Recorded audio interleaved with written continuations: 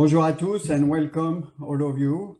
Welcome to Monsieur World President Fabrice Prochasson of the Académie Culinaire of France. Welcome to Monsieur le Président délégué of des Maîtres Cuisiniers de France, Monsieur Jean-Louis Dumonnet. Welcome to Monsieur le Président de la Société Culinaire Philanthropique, Monsieur Pascal Guillotin. Welcome to our partners. Welcome to our friends of our beautiful Academy.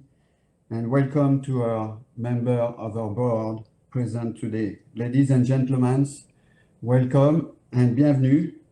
It is my great pleasure for me to address you this morning, to extend a very cordial welcome to you on opening of the second session of our annual Congress of the US and Canada delegation of the Académie Culinaire of France. This second part is essentially devoted to our know-how sharing day, which was created by our honorary president, Chef Jean-Louis Gérin, 7 years ago. The idea behind and following the philosophy of the Académie Culinaire de France was to share our knowledge and our know-how between chefs and academicians. This sharing day has never ceased to grow and has continued to evolve and be successful, and I would like today acknowledge its founder and thank him personally. So thank you, Jean-Louis, for this fantastic initiative. Today, in this new virtual version, and through our screen, we wanted to share and make you discover our academy, our chef, and our professional philosophy throughout our sharing day. Today, we have bring together talented chefs and academicians who wanted to share recipes and techniques with us and let us discover their cultural gastronomy, new or old. Today we welcome 6 chefs representing 3 countries and 3 gastronomic cultures. Canada with Frédéric Cyr and Olivier Perret. Mexico with Emmanuel Chabre and Frédéric Lejeune, with a special guest, Fausta Clara Flores, and the United States with Sébastien Cannon. You will also discover in preview Chef Eric Ripert, who will tell us about his new book, Vegetable Sample, and Monsieur Louis Ledeuf, founder and CEO of the group Bridor, who will tell us about his beginning and his adventure through his experience. I am humble and proud to see so many talents, chefs and guests who are coming forward to share their knowledge and how important and essential for us it is to pass on our know-how. And I am grateful and I thank them very much for their participation today. Finally, as every year for 21 years today, we will award the share of the Academy to an academician. Each academician has cast his vote and choose who will receive this prestigious award. The share awards an exemplary career, a commitment to passing on knowledge and know-how, as well as an involvement in our Académie Culinaire de France. And I would like to take this opportunity to thank Johan Springfield and Jackie Dupont, who are behind this trophy, who is made from fork, knives, pots and pans from family and chef's own kitchen. Today is the culmination of a considerable collective work undertaken by your office for several months.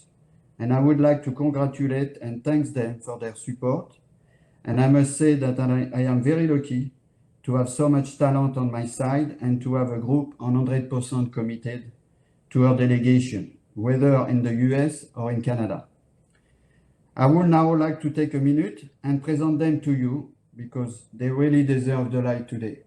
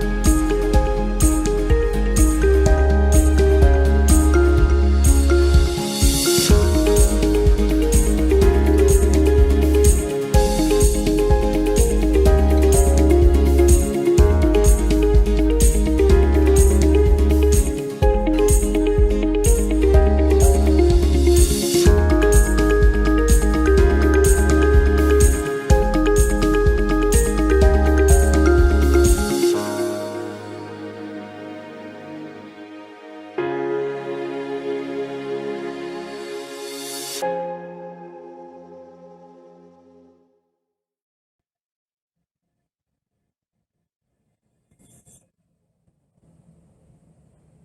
you, Jacqueline, and thank you to our board.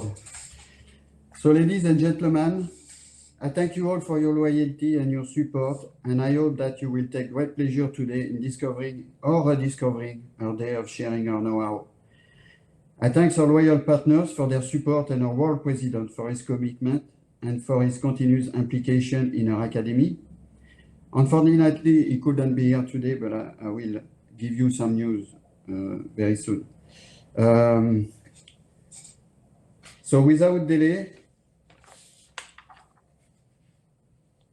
I will now read the speech of our world president, Fabrice Prochasson.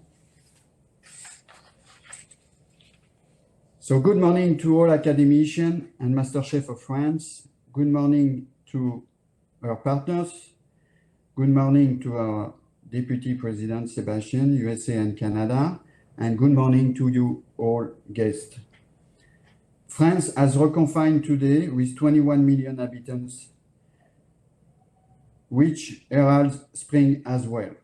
Her resilience will remain strong despite its deprivation of individual liberty and mandatory health protocol to be respected, and unfortunately, the social distancing that has lasted for more than a year.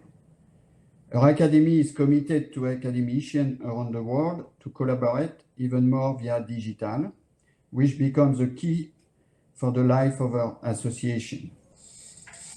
I congratulate to your delegation for your commitment since 2021 and this second event held today with the Know-how Day with your partners. I officially announce that the Trophée Passion will take place in November 2022 at a major French national trade fair with the support of Rungis and its president, Stéphane Layani. 8 countries will be qualified. I also have the honor to announce the creation of a new international SEF branch in Morocco with its manager, Mr. Rachid Souid. I am also working for the opening of the China antenna for 2022. France will carry out its first Know-how Day in 2021, and I thank you, Jean-Louis Gérin, for this beautiful creation. I now offer you my best wishes for this Know-how Day, and I send you my best regards. Fabrice Prochasson, President of the Académie Culinaire of France. So now we will continue, and I will introduce our first presentation today with the Canada team. So ladies and gentlemen, it's a great pleasure for me to introduce our first 2 speakers today from Canada, who are going to talk about the cuisine boreal. This is a subject in which we should all be deeply interested because it's a cuisine of natural, so flavorful, intriguing by its content and its origin, the North Boreal Forest and the local Inuit. Our 2 speakers, chefs, are experts by living and breathing in Quebec. They spend time discovering and experiencing the cuisine boreal in their own kitchen, at work and at home. Ladies and gentlemen, please join me now and welcome Chef Frédéric Cyr from Le Château Frontenac in Quebec and Chef Olivier Perret at the Sofitel of Montreal, who will give us a tour and discover this fantastic and intriguing cuisine. Thank you. Bonjour à tous, Olivier Perret, chef exécutif au Sofitel à Montréal. Bien content de partager cette présentation avec vous sur la cuisine boréale. Donc en fait qui va se développer en plusieurs parties. Donc il y aura premièrement une définition de cette cuisine avec une histoire, une géographie, les produits boréal type et comment on les utilise.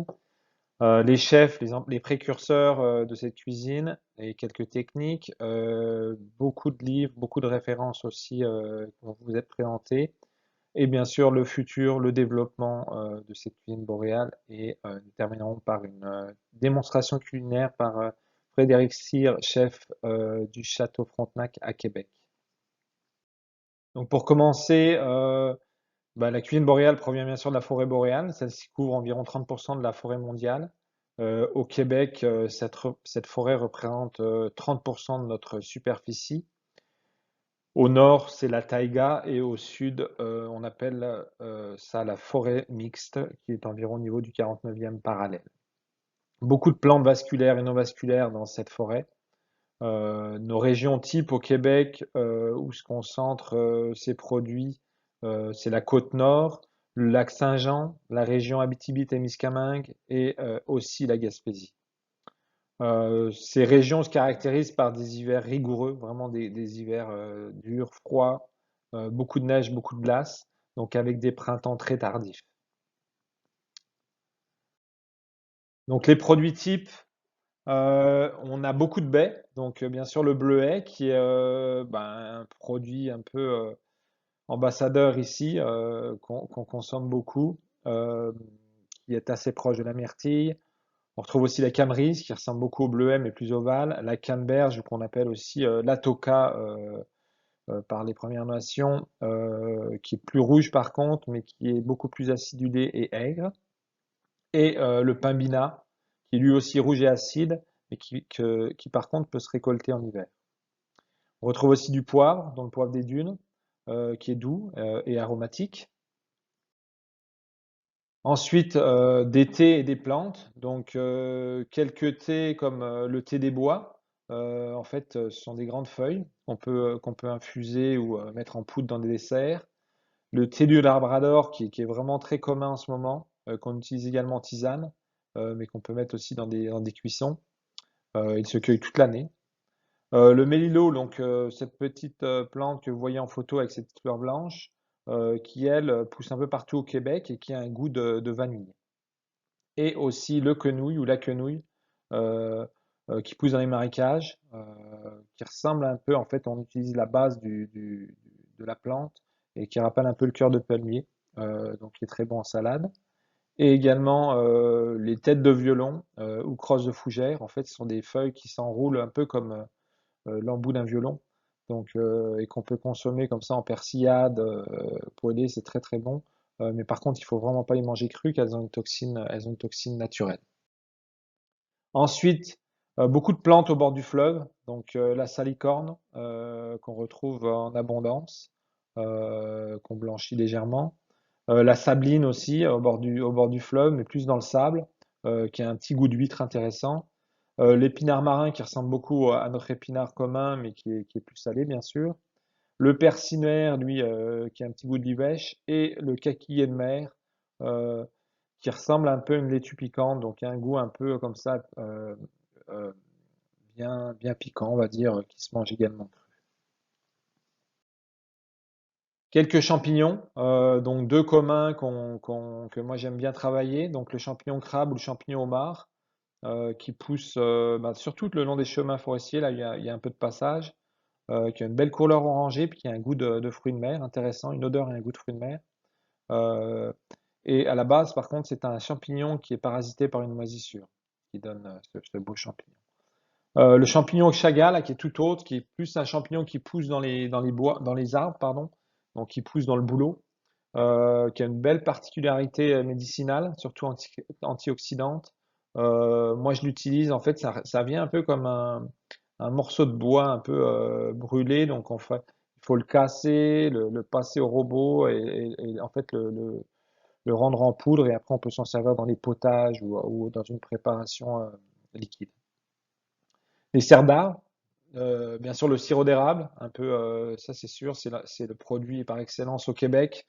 Trois quarts de la production mondiale est faite ici au Québec. Une belle sève qui coule en fait au début de printemps et qu'on réduit pour donner ce beau sirop. Le sirop de bouleau aussi, qui est un petit peu moins sucré que le sirop d'érable, mais tout aussi intéressant. Dans la forêt, donc on retrouve beaucoup de gibier, de l'orignal, des cerfs, des ours, du faisan, enfin de la perdrix pintade. Malheureusement, tout ce beau gibier sauvage est réservé aux chasseurs, en fait, qui peuvent juste le consommer pour personnellement, ça ne peut pas être commercialisé. On ne peut donc pas le retrouver pour le moment dans les restaurants du Québec.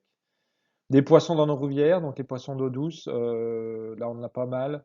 Le doré, je vous en ai mis quelques-uns, les perlans, les surgeons, le grand brochet, donc on peut pêcher ici. Et une grosse quantité de fruits de mer et poissons dans le golfe du Saint-Laurent, donc eau de mer, avec une grosse abondance de fruits de mer, avec l'oursin du Québec que j'adore, vraiment un goût extraordinaire. Les huîtres, grande quantité d'huîtres, des belles moules, euh, des pétoncles, des crevettes, du homard bien sûr au mois de juin, le crabe des neiges là qui va arriver au mois d'avril, et de beaux poissons comme le flétan, la morue, le sébasse. Mais là c'est pareil, je vous ai mis juste quelques exemples parce qu'il y a une grosse abondance de produits. Les chefs, donc beaucoup de précurseurs qui ont formé des jeunes chefs. Je pense entre autres à Normand Laprise, donc qui est chef du restaurant Toki à Montréal, qui a formé beaucoup de chefs talentueux. Daniel Vézina, qui lui est basé à Québec, aussi un chef précurseur. Monsieur Jean-Luc Boulet, donc, qui est au Saint-Amour à Québec, qui a ouvert son restaurant il y a plus de 40 ans. Et Renaud Cyr, d'ailleurs Monsieur Boulet est maître cuisine de France également. Et Renaud Cyr, donc le papa de Frédéric qui vient nous faire la démonstration à la fin de cette présentation, qui est Monsieur Cyr est décédé, mais il était propriétaire d'un beau manoir auberge à Montmagny, à côté de Québec. Vraiment un des précurseurs de la recherche du produit local et de la cuisine boréale. Les jeunes chefs, beaucoup de jeunes chefs depuis les 10-15 dernières années.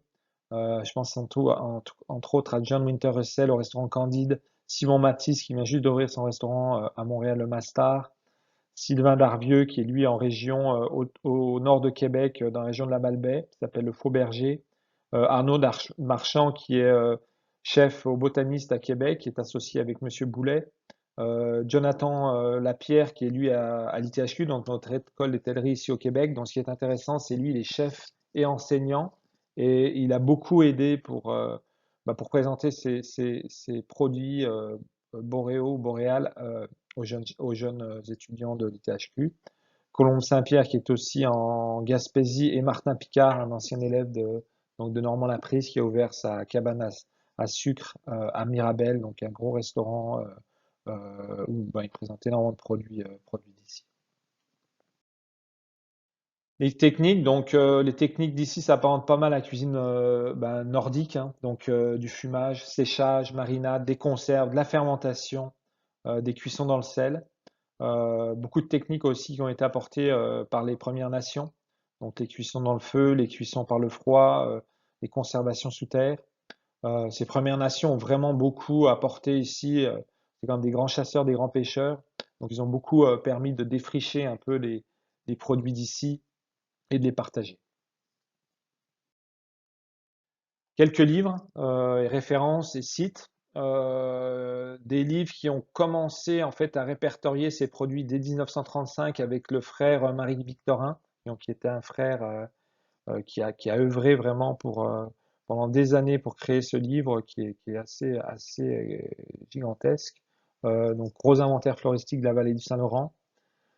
Plus récemment, d'autres livres comme Fleurbec, qui est en 8 tomes, qui répertorie vraiment les espèces végétales du Québec, aussi bien les plantes sauvages comestibles, les plantes du bas du fleuve, enfin, vraiment qui va en profondeur pour répertorier un maximum d'espèces. Quelques livres aussi l'histoire, on va dire, de la cuisine ici, avec Jean-Marie Franqueur et Michel Lambert, qui nous présentent plus la cuisine d'ici, comment elle a évolué depuis les derniers siècles. Et Forêt, qui est un des derniers livres apparus, qui est très intéressant, qui nous permet vraiment d'identifier les produits de la forêt du Québec et les produits sauvages. Un beau livre sur le champignon, le grand livre du champignon du Québec et de l'Est du Canada, donc qui répertorie 1200 espèces de champignons, aussi bien au Québec que dans les provinces maritimes. Et aussi un beau site internet justement sur le champignon qui s'appelle Myco Québec, où on a une grosse base de données sur plus de 3000 espèces de champignons. Donc de beaux guides pour nous. Futur et développement, donc qu'est-ce que nous réserve le futur, comme on dit? Donc aujourd'hui, les produits boréales sont surtout réservés à l'hôtellerie et à la restauration durant toute l'année. On aimerait qu'ils apparaissent plus sur les tablettes dans les épiceries. Il y a un début. Les charcuteries, les fromages, les fruits et les légumes apparaissent. Les consommateurs sont très intéressés, donc ont envie de, de, de plus en savoir. Je pense que la crise pandémique actuelle nous pousse à aller plus sur du locavore. Donc c'est sûr que on aura un plus gros intérêt. Euh, le gouvernement du Québec est en train aussi de beaucoup répertorier tous ces produits et structurer aussi le développement pour être sûr que ces produits disparaissent pas. Donc, on va dans le développement durable.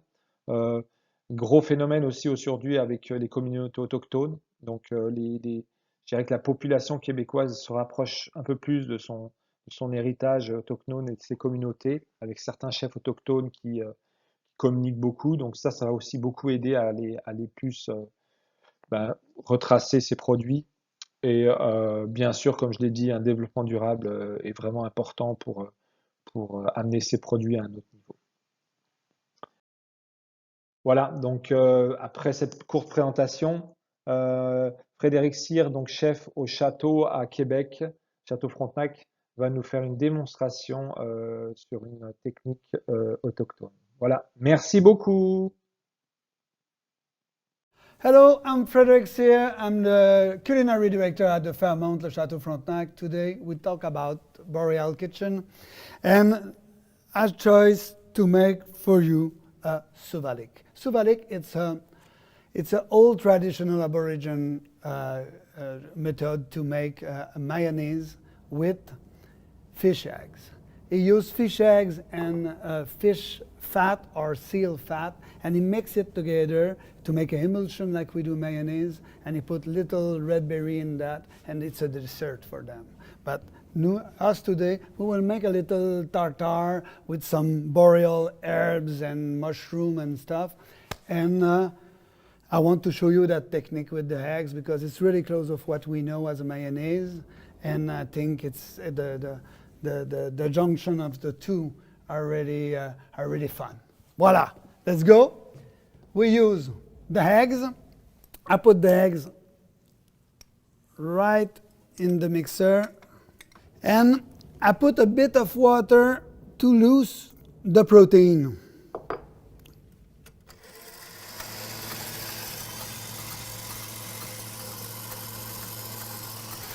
Like a mayonnaise, we put the egg slowly. It's getting tighter, and the eggs help the emulsion. You know, the eggs are not breaking completely. Pinch of salt, a good pepper. We put a little bit of oil. We don't want it too thick. Okay, now let's make a little plate. Not much to do. That's not from the Noyer Noir. That is tasting like blue cheese. But I put that in a cream, and that will be the bitter part of the dish. I put a good pepper, salt, mix that well. That you can do the day before and let overnight in the fridge. And let's dress that little dish. That's a pretty simple dish. I take the mayonnaise with the eggs. It was a pretty nice and light mixture. I did a trout gravlax. I make big cube to have a nice mash. I put those one in the middle of it. To add some acidity, I take the sea berry. We make a juice with the sea berry, and inside the juice of the sea berry, I put some poivre crispé. The name is Aulne crispé, but I don't remember the name in English. I will find for you. And we have there is the Méric Baumier. And the Méric Baumier, I put that in the juice for the whole night. You can keep it in for a week if you want. Because when you mix it completely, like with really ground it and everything, it's too much. It's really floral and it takes too much space. But if you put for a long period of time in the juice, the whole things for a few days, you get that subtlety, really nice little taste of the wood, and it's really, really perfume. It's really acidic, and that's the acid part of the dish. Voila. Here, I add a bit of this one. I put a bit of that cream. I have a chanterelle tube with the yellow feet chanterelle. I love that because that will be the crispy part of the dish. I got also from the north a little lichen that's come here, and I take a bit of Myric also. It's a simple dish, but I think it's featured really well all the little twists we have in the Boreal kitchen. You get a really traditional technique, you get extremely local sourced product, and you get product harvested in forest from the wild directly. Hope you enjoy. Hey, bon appétit.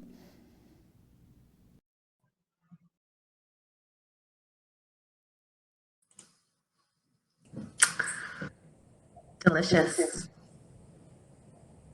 Very delicious. Sounds fun. Where is welcome now? Where is Olivier? Yep. So chefs, at this point, you can go ahead and turn on your cameras. Here they come. Here they Good come. job. Bonjour, Olivier. Bonjour Olivier. Bonjour. Et Olivier, are Frédéric. you here as well? You leave me alone. He abandoned you. Let's see him to turn on your camera. Gotta love technology. Well, I know he's here. Let's just keep it moving. You might have to handle all the questions. Okay, Frédéric, thank you very much to you and Olivier. Fantastic recipes. The presentation was amazing. I guess Olivier has some issue with his English, no? Is it? I don't know. I think it's proud to be French. Yeah, he's proud to be French. No, it was very interesting, very nice. I see the question are popping up, but me, I have a question. It's how do you find in the US? I mean, do they export all those spices and herbs like the Sibérie, the Poivre Crispé, or the Méric Baumier? They export this?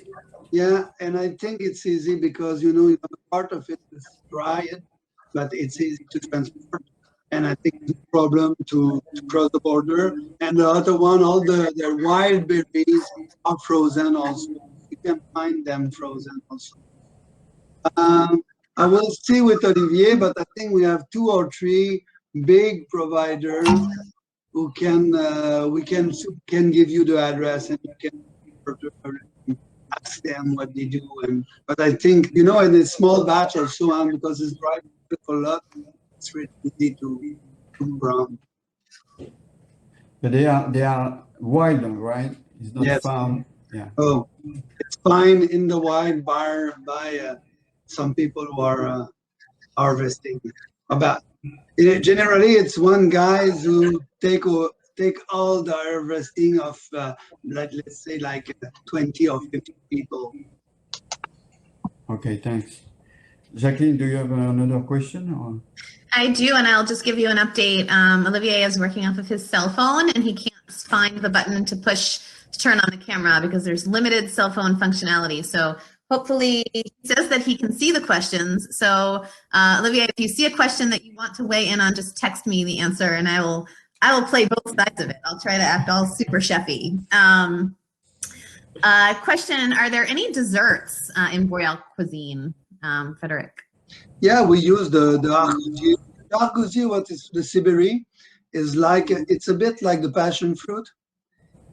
This acidity and this fruit, like, we use them a lot in the dessert. We use also the honey, the white honey, with the infusion of maceration of wild herbs and flour and everything.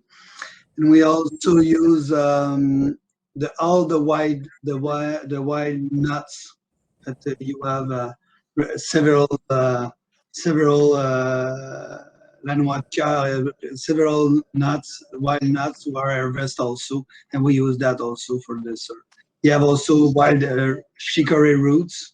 So that's also something you also run plus some when it's grilled, it tastes like coffee, let's say a bit. Like we use that also. It's a huge variety of fruit, nuts, sugar, because sugar you have also in the Boreal kitchen, the maple syrup and those things. They are really boreal in the reality. You know, forest is just a small amount of time in the years you can harvest the maple syrup and everything, but it's really an extraction of the forest also. We use that also in dessert. Is all. Do you know if are any chefs in the U.S. doing Boreal cuisine? I don't know. No, I don't think so. No. Why not? I'm sure there's a lot of chefs in the United States who use, you know, wild stuff, you know, harvest in the forest and everything. Because I remember when I was working in the New York area, we have mushroom and stuff like that. Well, pick up in the wild, because I suppose that the guys don't limit themselves to mushroom. You know, I'm sure the white garlic, there's plenty things who are easy to find in the forest, like the people use the pork crispy, that you have that in the US also. I'm sure you have it, and all the plant of the side of the water, you know, all the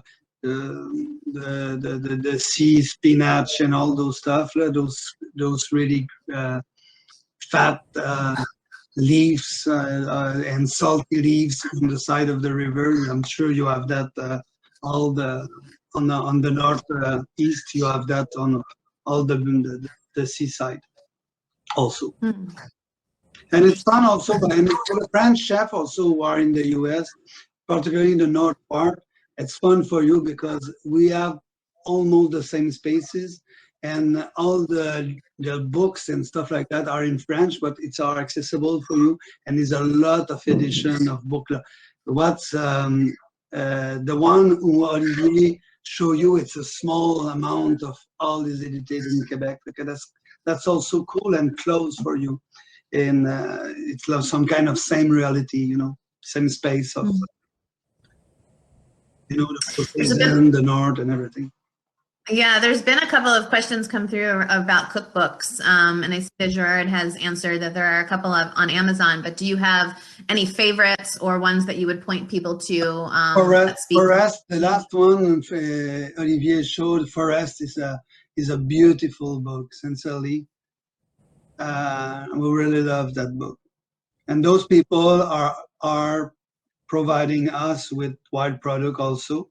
Is named the Wild Garden, the Jardin Sauvage, and is the father who found that like 35 years ago, and his daughter who have made the book. But it's pretty. It's a nice book, and it's showing the history, like the little family story around wild product, and it show you all what they use, what they harvest, the way to use it.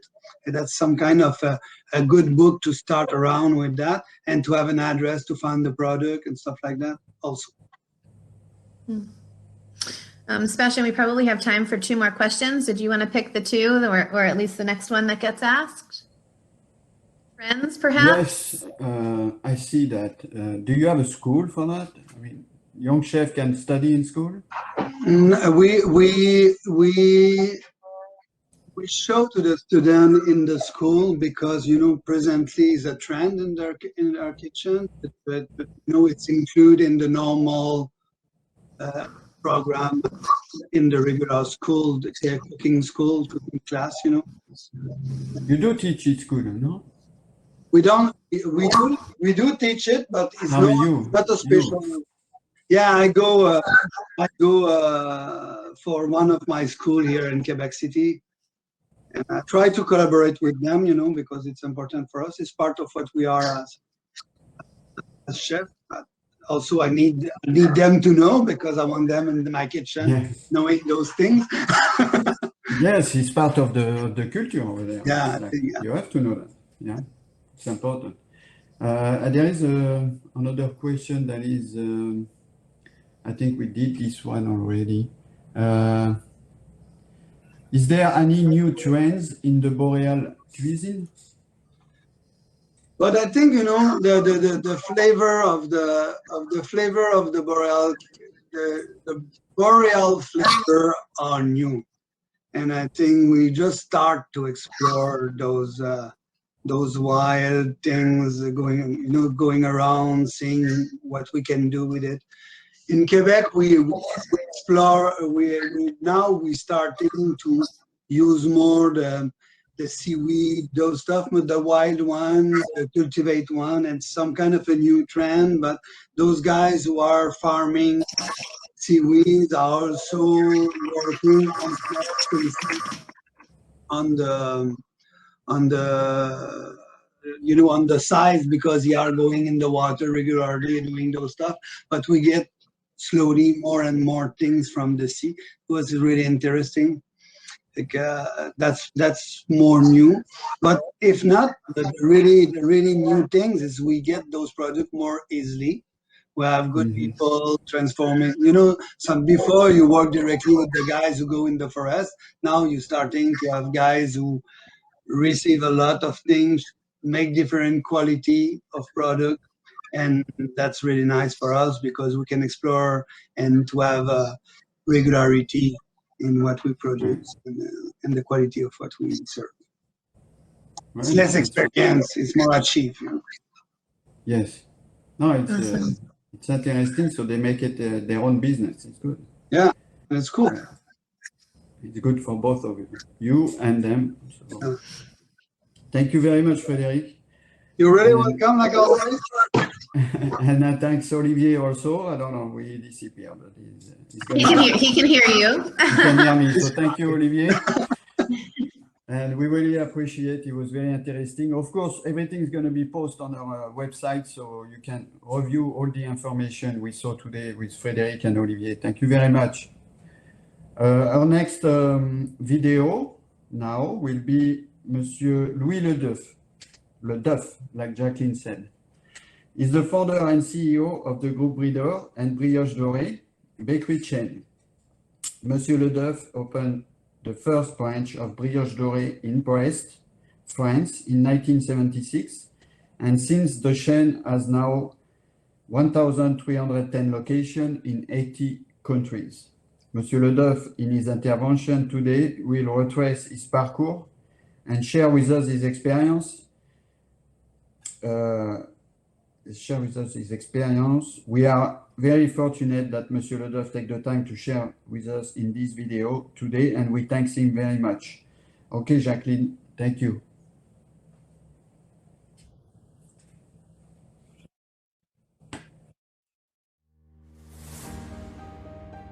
Chers amis, félicitations à l'Académie culinaire de France d'avoir organisé cette rencontre. Je suis très heureux. Je suis très honoré de m'adresser à vous aujourd'hui. Vous savez, mon histoire personnelle et l'histoire du groupe Leduff se sont construites en France, aux États-Unis et au Canada. En l'été 70, j'étais étudiant à l'Université de Columbia à New York et j'ai travaillé le soir dans une crêperie à New York sur la 3e avenue. Et en 1971, j'ai créé ma première crêperie près de l'Université de Sherbrooke à Montréal, où j'étais étudiant et préparais un MBA. Ces années ont été essentielles pour moi, car elles m'ont permis d'observer le mode de vie des Américains qui sera le nôtre dans les 10 ans qui suivront. Et aujourd'hui, j'ai gardé ce même attachement pour les États-Unis et le Canada, où mon groupe est très présent. Premièrement avec Bridor, dans la boulangerie, viennoiserie, pâtisserie. Et deuxièmement avec des restaurants La Madeleine et Brioche Dorée.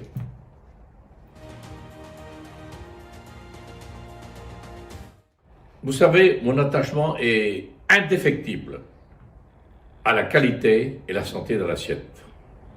Et j'ai toujours cet objectif, la qualité des produits doit être irréprochable. C'est non négociable. Il faut tout contrôler, de la fourche à la fourchette, du champ à la cuisine.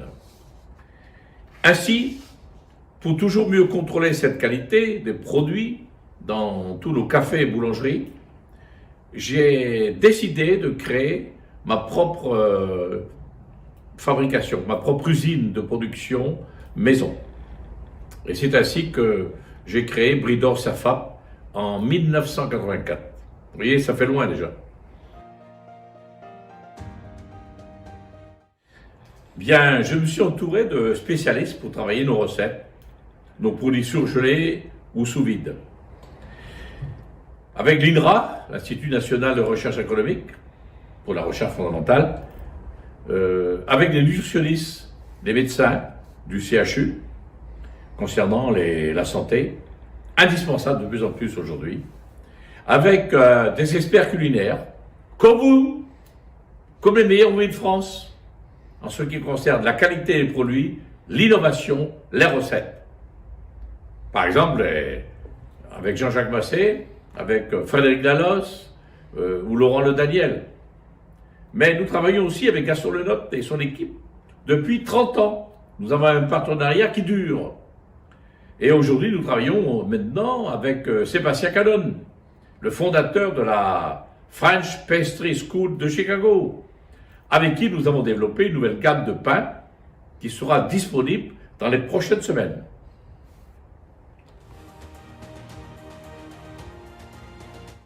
En 2016, nous avons démarré l'aventure bio-santé avec Gourming, dans les plats cuisinés et les légumes cuisinés, surgelés et sous vide.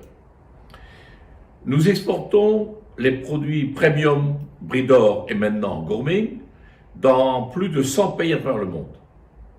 Des millions de clients dans 45 000 restaurants et hôtels 4-5 étoiles. Il faut se rappeler, hier comme aujourd'hui, innover reste le mot d'ordre. Car 50% des produits de votre congélateur n'existaient pas il y a 10 ans. Il faut donc savoir saisir les évolutions de la société et les nouveaux besoins des consommateurs.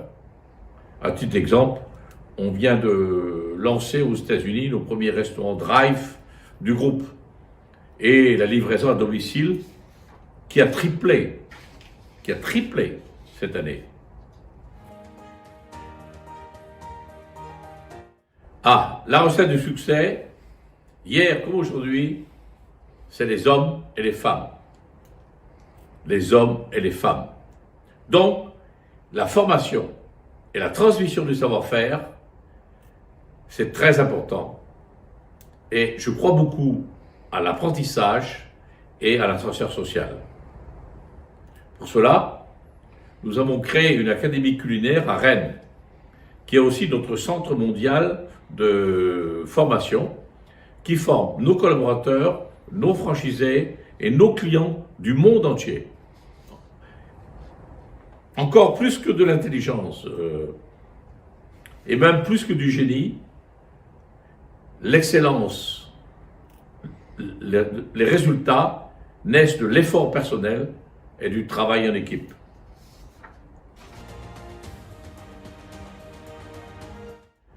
La crise du Covid qui nous touche est terrible, terrible.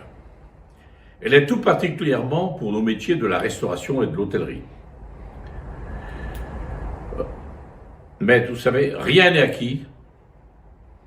Le monde bouge vite, très vite. Mais la crise peut être aussi une opportunité à savoir saisir. Il faut être très justement agile pour se relever et s'adapter au changement. Car c'est dans la tempête d'ailleurs que je dirais, en tant que marin breton, que l'écart se creuse entre les bons et les mauvais marins. C'est pareil dans nos cuisines. Nous devons réussir pour sécuriser notre entreprise. Et aussi nos employés qui travaillent avec nous depuis si longtemps. Et ces employés, ils ont souvent investi dans une maison, un appartement. Notre réussite, c'est aussi leur sécurité familiale à tous.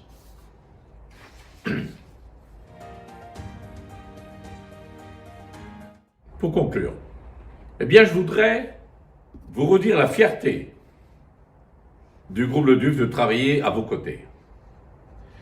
Mais surtout, n'oubliez pas, il faut réussir dans son métier, évidemment, notre métier. Mais aussi, il faut réussir sa vie. Et la vie n'est pas que le travail, qui prend beaucoup de notre temps. La vie, c'est aussi la santé, la famille, le sport, l'amour, l'amitié. En fait, c'est un package global pour notre équilibre. Et j'ai hâte de partager une bonne table avec vous après ce confinement. En avril, j'espère. Où vous voulez.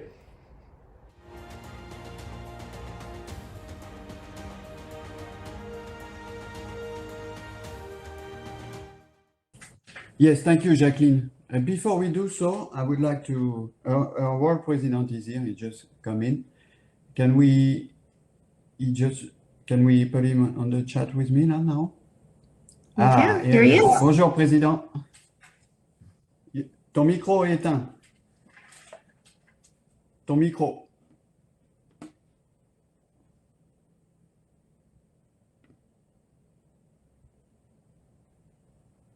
Ton micro est éteint, Fabrice. C'est bon, c'est marché. Voilà, on t'entend. Bonjour. Bonjour Sébastien, bonjour Bruno, bonjour tous les académiciens. Je suis ravi de vous voir et de participer à votre congrès virtuel donc sur le savoir-faire, c'est très intéressant. On a déjà vu des belles images, on a vu des super produits du Canada, c'est vraiment très intéressant. Et comme vous savez, en France, c'est redevenu le confinement, malheureusement, et c'est une journée particulière aujourd'hui. Merci, Fabrice. We are going to present our next presentation, which is with Sébastien Canon, who will discuss with us the puff pastry viennoise.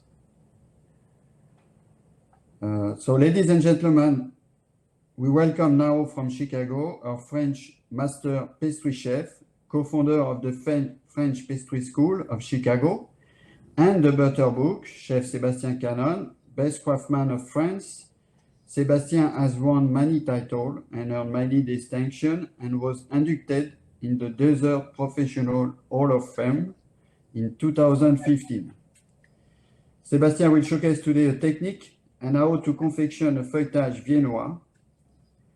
It is an airy and melting puff pastry that most pastry chefs and bakers use for their sweet and savory recipes.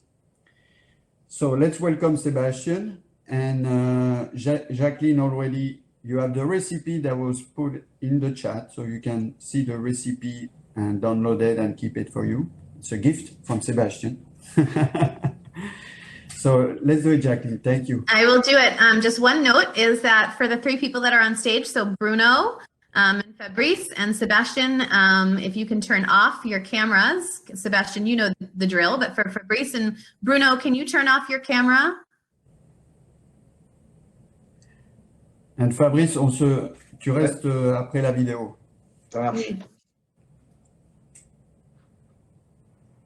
And turn off your microphone, Fabrice, as well. There we go. All righty, everybody, here we go.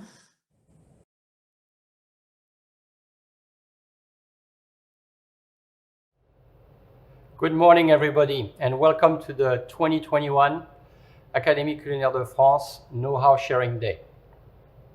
Today, I will present a little demonstration on one of the staple recipes that we all can use in pastry, cooking, and baking, which is puff pastry. And in a way, I should say, demystify what everybody think of the puff pastry dough and lamination. It's not that difficult, and with the proper understanding of the ingredients and their functional property, you'll quickly turn out some great puff pastry recipe. I also want to thank Jacqueline for hosting us on her platform, and Jacqueline will post the recipe via URL in our chat. So you can go to the chat and download the actual recipe. Will make it easier for you to follow through. So without further ado, let's start this demo, make it fun and educational. Let's first start by understanding the three different types of puff pastry dough. Classic method, inverted puff pastry, and quick puff.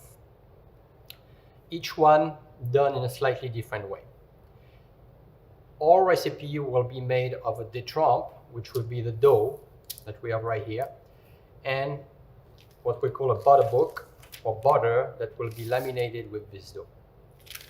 For the classic puff pastry dough, we roll our détrempe into a square,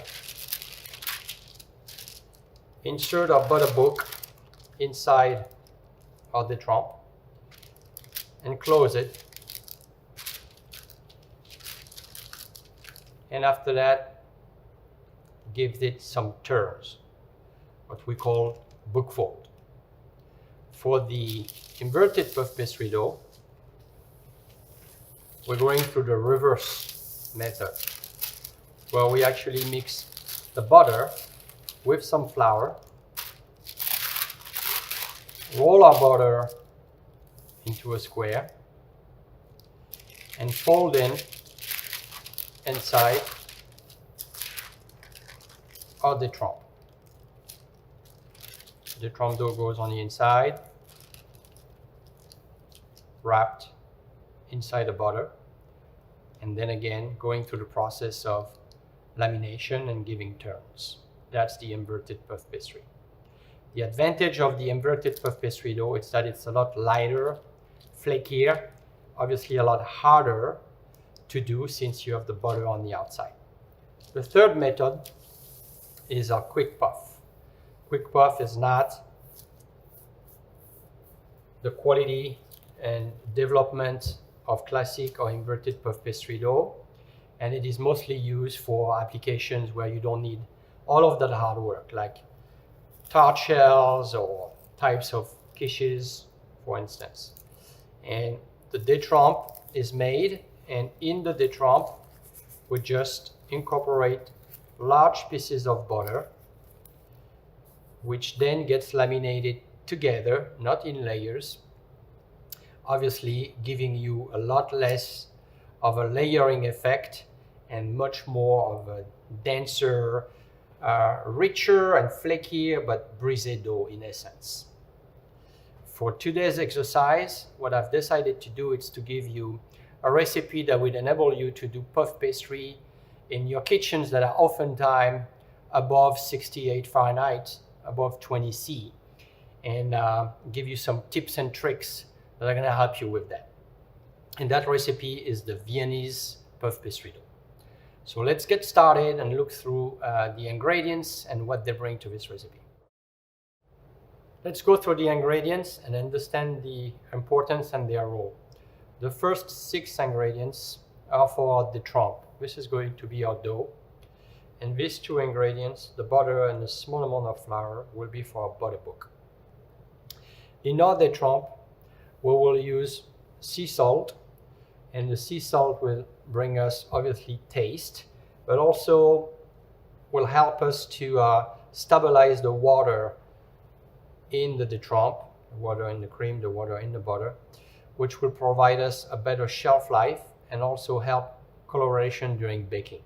Then we move on to our vinegar, the white vinegar. White vinegar will help avoid oxidation in our puff pastry dough, and we all keep our puff pastry dough for more than 2 days. After 2 days, the puff pastry will start to turn a little gray. So a little bit of vinegar in your détrempe will prevent that. Vinegar will also help tenderize the gluten in the flour in our recipe, which will therefore not overstress the dough during the lamination process. We then move on to our liquids, our cold water, our cold cream, and egg yolks.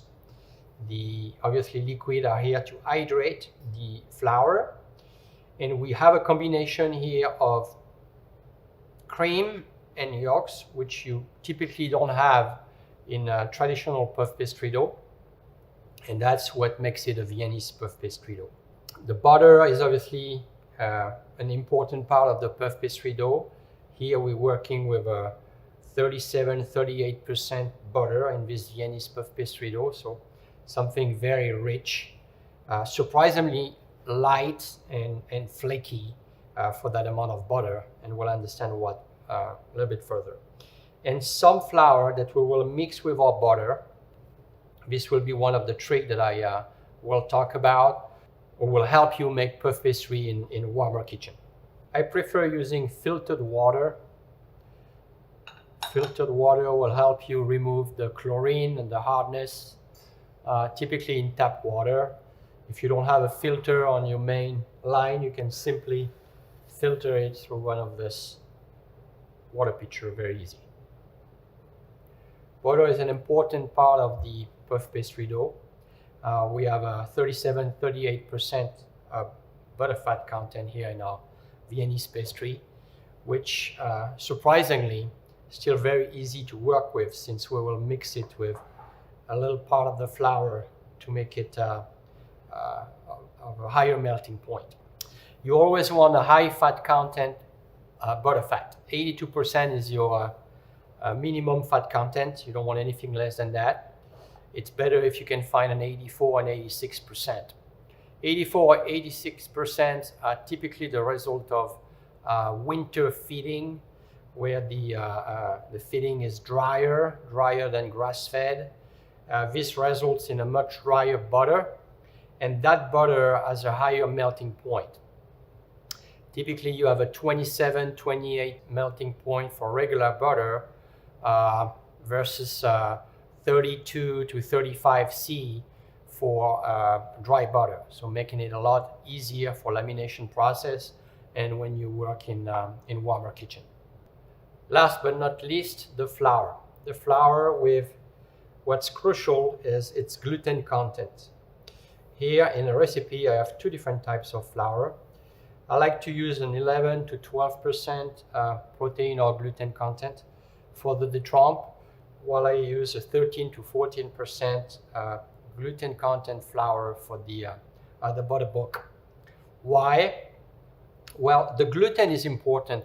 If you don't have enough gluten in your puff pastry, you're not going to weave that a gluten matrix, which is basically the weaving of what will give you the strengths in the puff pastry dough, and avoid that it collapse during baking. But if you have too much gluten, then your dough will be tough, hard to work with, and not as flaky.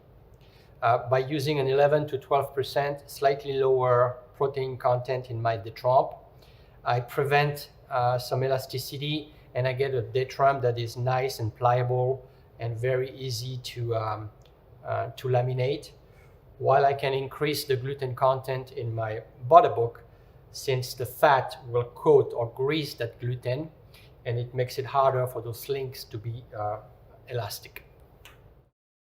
So now it's time to make the détrempe. We first put our salt inside our mixing bowl, add the vinegar. Next, I'm adding the cold water.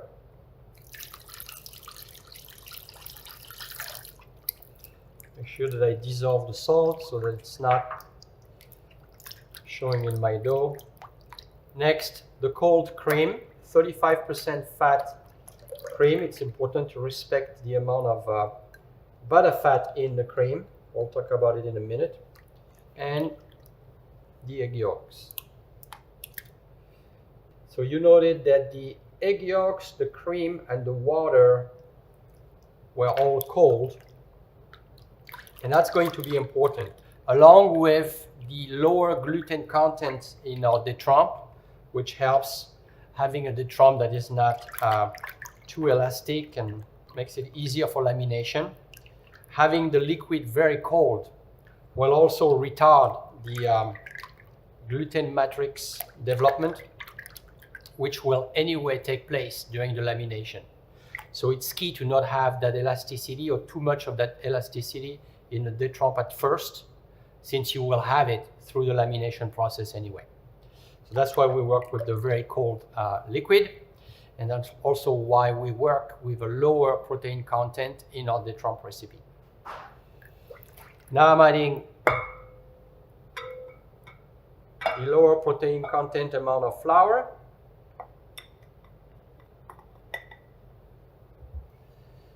I'm going to mix the détrempe using the hook attachment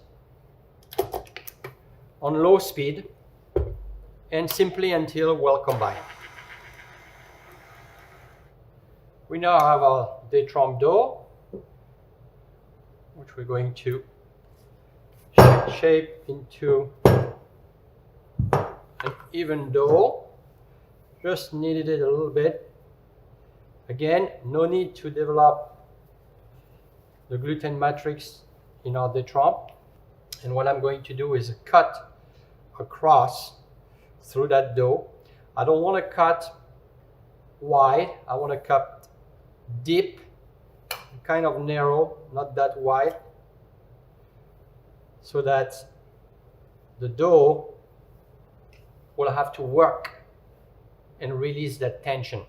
If I cut not deep enough and too wide, the dough will right away open up and there'll be no release of tension. So that's another good trick to avoid having that elasticity that you don't want in your détrempe.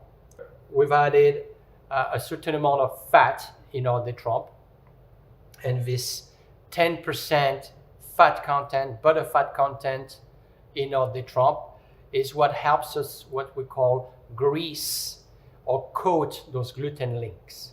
So once you've cut the cross, dipped and not wide into your détrempe, you'll simply wrap it in Saran wrap and refrigerate it for a minimum of 2 hours, preferably overnight. So let's talk about gluten links.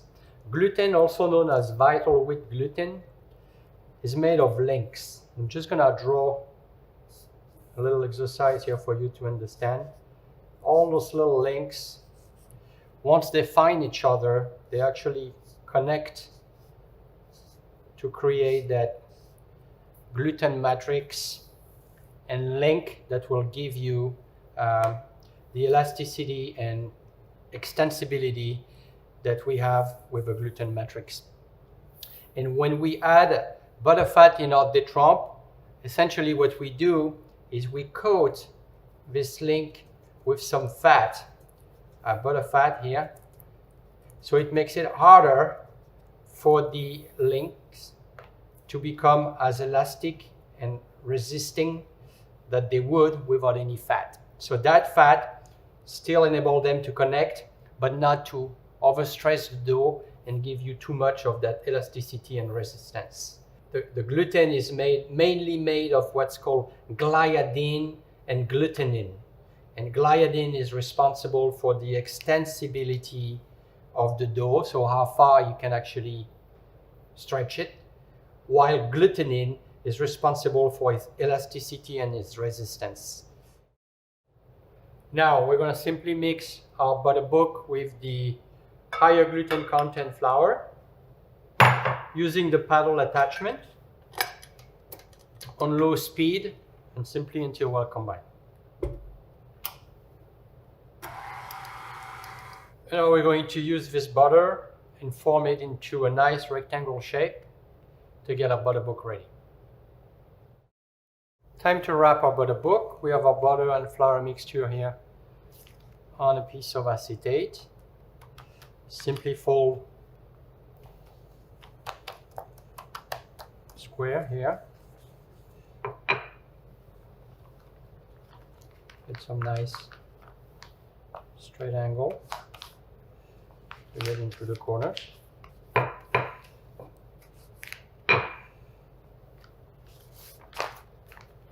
Same on the other side.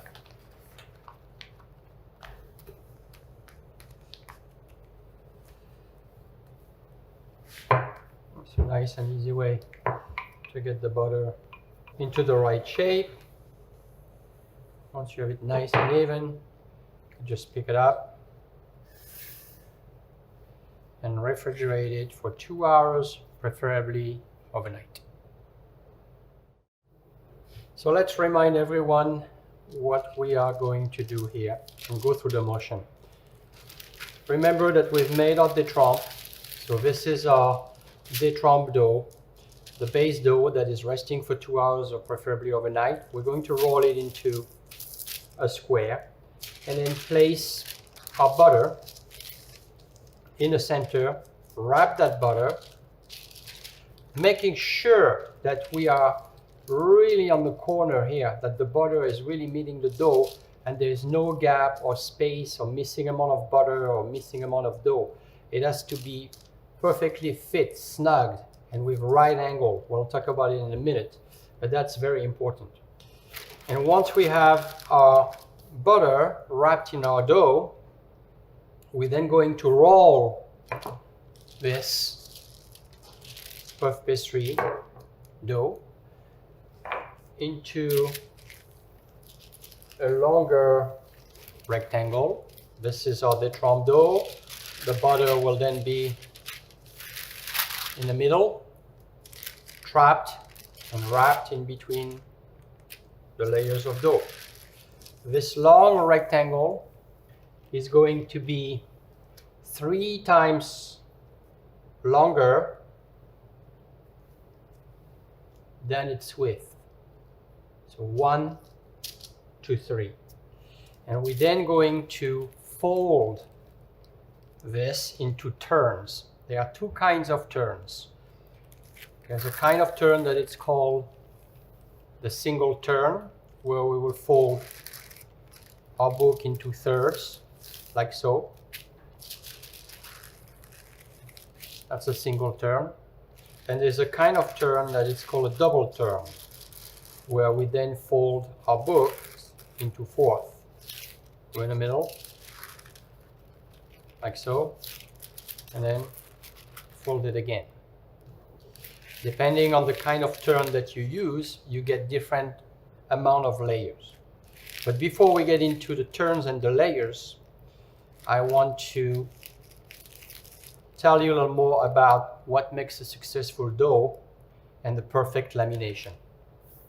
The perfect lamination is nothing other than distinct layers of dough and butter.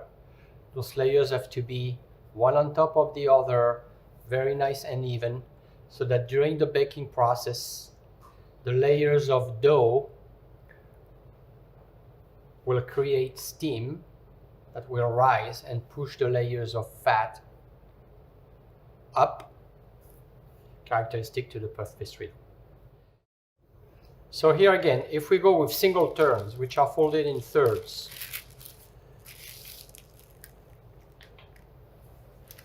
and if I do that exercise to cutting through the layers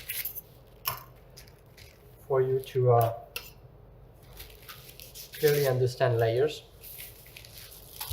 you'll see that we have a layer of dough, a layer of butter, a layer of dough, and another layer of dough which combines with the other, a layer of butter, a layer of dough, on top of a layer of dough, a layer of butter, and finally a layer of dough. This will give us 1, 2, 3, 4, 5, 6, 7 layers for the first single turn. If I proceed with a double turn, same principle, my butter is in the middle, wrapped in my détrempe. I will fold it in half.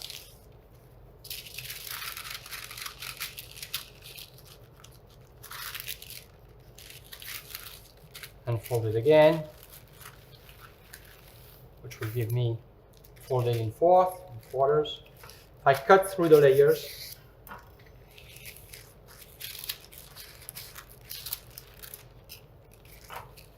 Once again. Now for a double turn, I will have a layer of dough, a layer of butter, a layer of dough on top of a layer of dough, still making one layer, a layer of butter, a layer of dough on top of a layer of dough, a layer of butter, a layer of dough on top of a layer of dough, and again a layer of butter and a layer of dough. So with a double turn, 1, 2, 3, 4, 5, 6, 7, 8, 9 layers. So if we were cutting through the dough, we now understand that we have 4 layers of dough, 3 layers of butter, for a total of 7 layers per single turn, versus 9 layers for a double turn. 1, 2, 3, 4, 5 layers of dough with 4 layers of butter. So now that you have a pretty good understanding of single and double turns, to make puff pastry, you need a minimum of 4 single turns, and you can go up to 6 single turns. But it's important to understand the difference between 4, 5, and 6 turns then. To understand that, here we can see on paper how many layers which each single turn give us in puff pastry dough. I've showed you that first example so that it made sense for you, and you had a visual that we had 7 layers for our first single turn. It's easy to understand that after that, each time you give another fold, you will fold again 3 times those 7 layers and jump from 7 to 19 to 55 to 163 layers for 4 turns, which is the minimum you need for puff pastry dough and proper development. However, oftentimes people are confused between, do I give 4 turns, 5 turns, or 6 turns? Well, here it's easy to understand how quickly you go up with the layers, and that's a tremendous difference between each one of those terms. Either that you go with 163 at 4 turns, 487 at 5 turns, or 1,459 with 6 turns. It's kind of like the stock market when it works really good. Compounds, boom, boom, boom, boom, boom. 7 turns would not work, and that's what I'm about to explain. While you need a minimum of 4 turns, you can only go to 6. And I have made 3 books of puff pastry dough and cut a slice of it at 2 turns, at 4 turns, and at 6 turns, so that you could see the difference in between each sets of 2 turns, which is how we will proceed when we do the turn. So here we have a cut of puff pastry book, cut at 2 turns, at 4 turns, and at 6 turns. And through this exercise, you can clearly see that the layers of butter and dough are very distinct and obvious at 2 turns, that they become thinner at 4 turns, and even thinner at 6 turns. This will have an important role during baking, since during baking the layers of dough steam, the water evaporates and push up as it steams the layers of fat. While we know that we cannot do a puff pastry dough with less than 4 turns, there's a tremendous difference in between 4, 5, and 6 turns. So it's easy to, if you focus on 4 and 6 turns, see how much thinner the turns are becoming with 6 turns, which will result in less development. A puff pastry with 4 turns will develop more, since the layers are thicker in between the butter, than a puff pastry with 6 turns. That will not develop as much. However, that puff pastry with 6 turns will be a lot lighter, a better crisp, and a lot more flaky, will be flakier. So depending on the application, if you want to do a vol au vent and a pastry items that will be filled with sauce, and you want it to rise high, you will do 4 or 5 turns. If you want something to not rise so much but get the super flaky end product and be light, or you don't want something to develop so much, like wrapping, for instance, a beef Wellington or salmon in crust, then you will use a 6-turn puff pastry. So we're gonna get a close-up of this for you. Here is our 2 turns lamination cut. Here is our 4 turns lamination cut. And here is our 6-term lamination cut. Now it's time for the lamination. We're going to place this butter inside of the trompe and give our first single turn. Let's get our detrompe, our rested.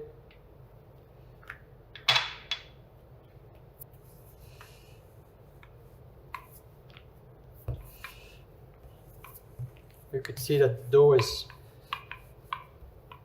very easy to roll, very pliable. What's needed for flour, not anymore. We don't want to add a lot of flour to this dough, just has what it needs.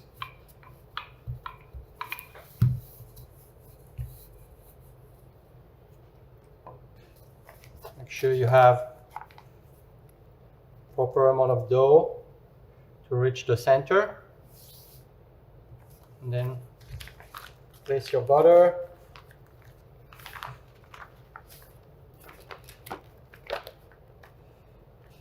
In the center.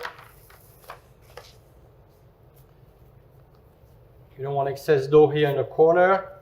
You want to make sure that when you fold it, really gets to that corner.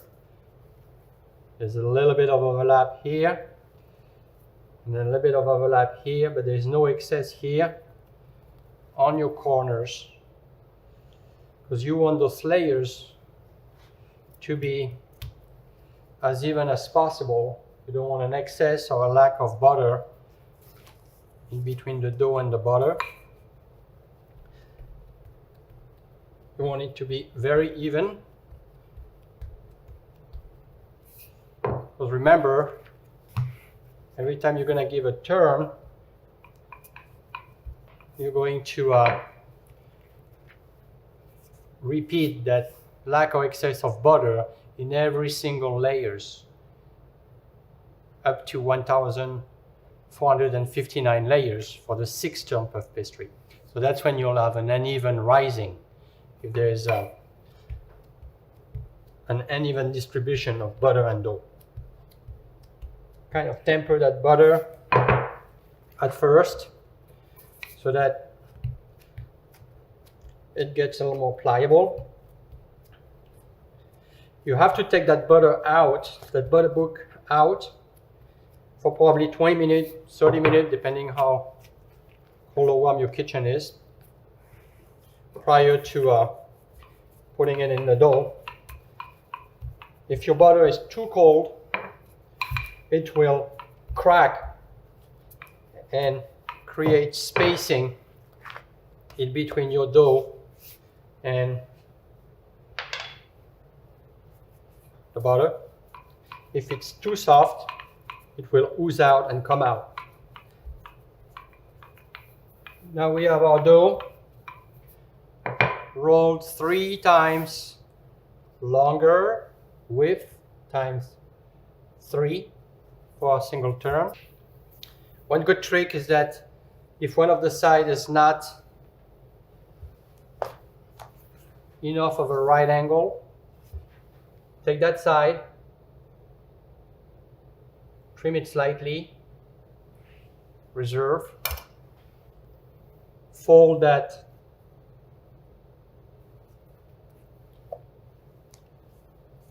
side that had the uneven side,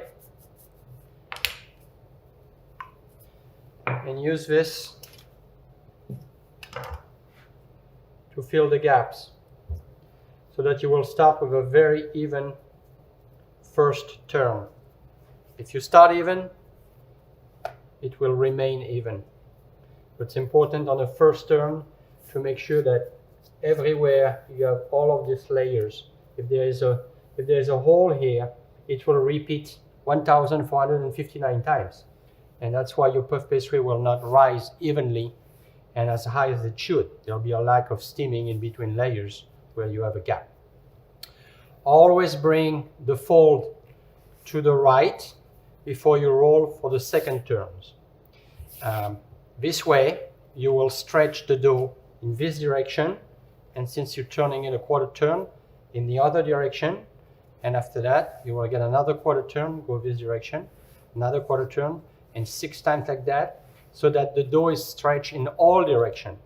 Otherwise, something round will then bake oval and like a football shape because it's been stretched only in one direction. So once you've done one turn, you're going to go and roll the dough again for a second turn. What I like to do when I do this, a good trick, is I like to cut through this side and through this side here. This is loose, this will laminate pretty easy, but this is closed and closed here, so there is some resistance, and it's becoming a lot more elastic, because this is not letting me sheet the dough because it's not cut. There's a lot more resistance and stress here. So if you do slice through that resistance here, and on the other side through that resistance right here, it will make it a lot easier for you and not stress the dough and overwork that gluten for any kind of laminated dough, puff pastry, croissants, danish. Could be yeasted or not yeasted. It's a good trick for both of them. So we have our second turn ready. 1, 2, 3, same concept, single turn, one fold, making sure we are nice and straight, but because we adjusted with the first turn, it should carry on now and never go out of line and out of right angles. And now we have our puff, beautiful fold, number 2, nice, even, regular. We're going to mark on the top and right corner slightly, not puncturing the dough, that it has 2 turns, so we know. And I'm already going to do that same trick, which is cut through the layers right away so that I don't forget. And when I go for the 3rd and 4th turn, again, it'll be very easy to go through it. To wrap this book, inside wrap. So once we have wrapped this book, we're going to put it in the refrigerator to rest for a minimum of 2 hours. So now that you learned that you could do either single or double turn, and that a single turn will give you 7 layers and a double will give you 9, you can actually play and combine those kinds of turns. A double turn, because it's folded, remember, in halves, and then again folded, so give you 4th, versus a single turn that is folded in 3rd, is a lot harsher on the dough because it has 4 folds. So you can't do too many double turns through your lamination process. It will be too demanding on the dough, overstressing the dough. A single turn, while it's not as stressing, 6 of them becomes cumbersome. It's a lot of work, and it also builds on the stress of the dough. A double turn accounts for a turn and a half, for a single turn and a half. Since it has 9 layers, it's not quite exact, but it's 9 versus 7. With a double turn, you actually get 1.5 single turn. So in essence, if you do a combination of both for a puff pastry with 6 turns, you could do 2 double turn and get 3 turn, and then do 3 single turn for a total of 6 with only 5 turn. That's the best of both worlds in terms of layers and alternating the turns that are not overstressing the dough.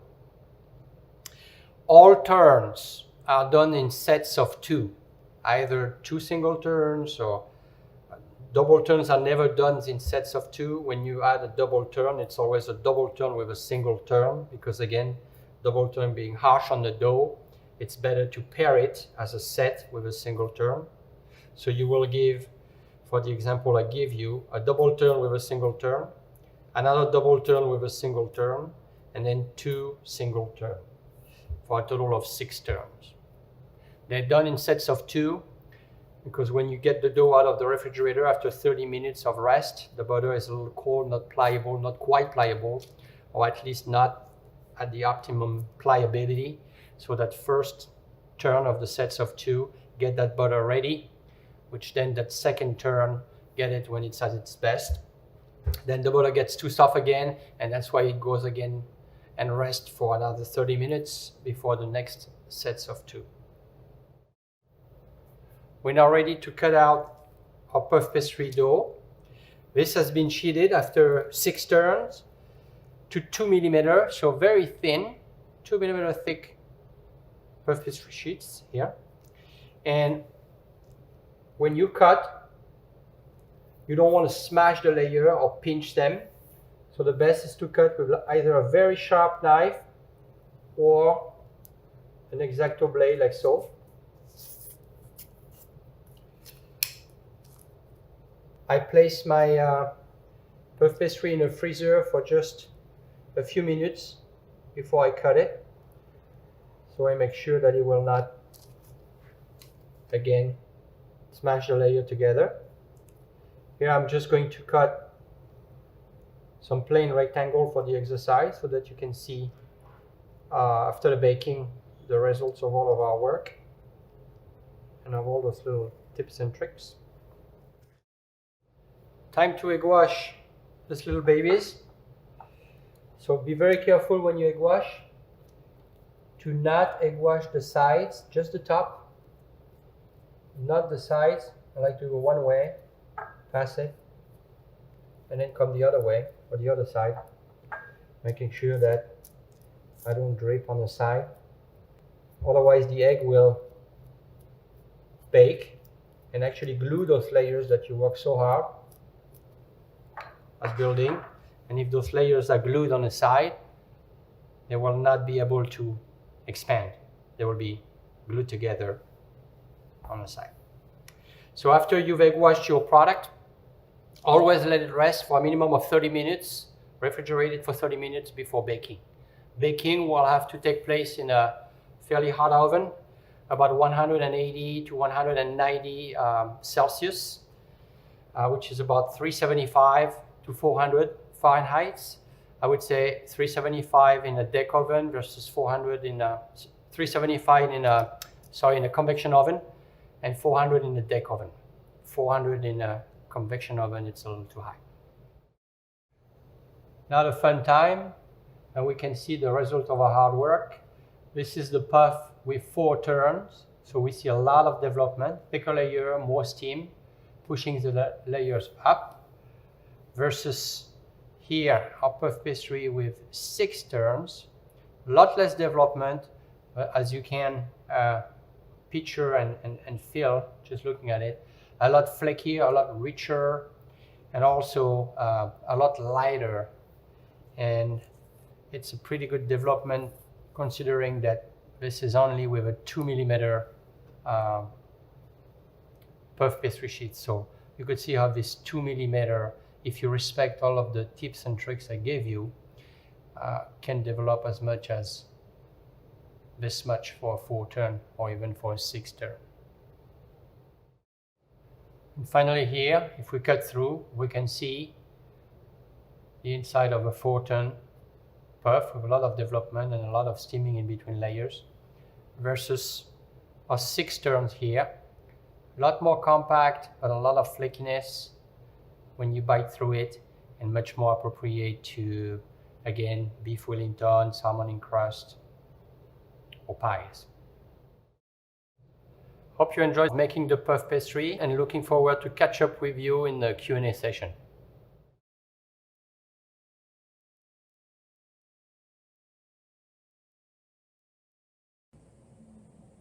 Thank you very much, Sébastien. Jacqueline, can we bring Sébastien with us? And, Yes, he should be ready to go. He is on the stage. Just needs to turn on his camera. Here we go. Morning, Love it when it everybody. works. Bonjour, Sébastien. Bonjour, everybody. Thank you so much. That was so instructive, and how you explain everything, it's just amazing with the paper, and we understand everything. Jacqueline understand what you said. Well, I've just learned how to chop vegetables, so I'm thinking I'm just going to give you my address, and you can send me any extra that you have.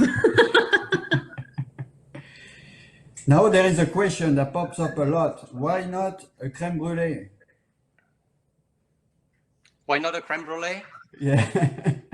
Yeah, that would have been better. My kids were watching the demo and actually they say it's boring, it's too long. So maybe a crème brulee would have been a little better. No, I'm just joking. Thanks. Not boring at all. Not boring, no. I have a question. Can you use any flour that works, or there is a better? Well, I mean, obviously, this is might seem like a lot of information, but it is still basic information. Once you really get into flour, there are a lot of other content and functional properties of the flour itself that can change your dough. And what I give you is a protein content or gluten content. And if you stick to that, it's pretty standard that it will work pretty well.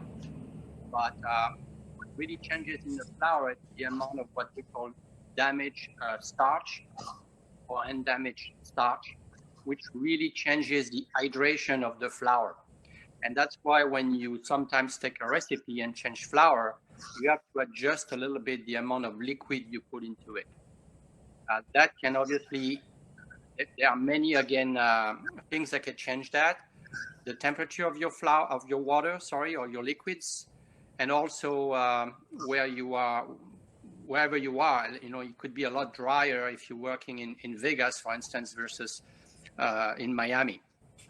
So the hydration is what will change with the flour. But if you stick to the protein content I give you, you'll be right there. And after a couple of times doing that puff pastry dough, you'll know that you need 50 grams less water or 50 grams more water. And when it's the winter, you might need a little more water than it when it's the summer. But you'll figure it out. You know, you'll just get the feel of it, and that's the best way to judge. You know.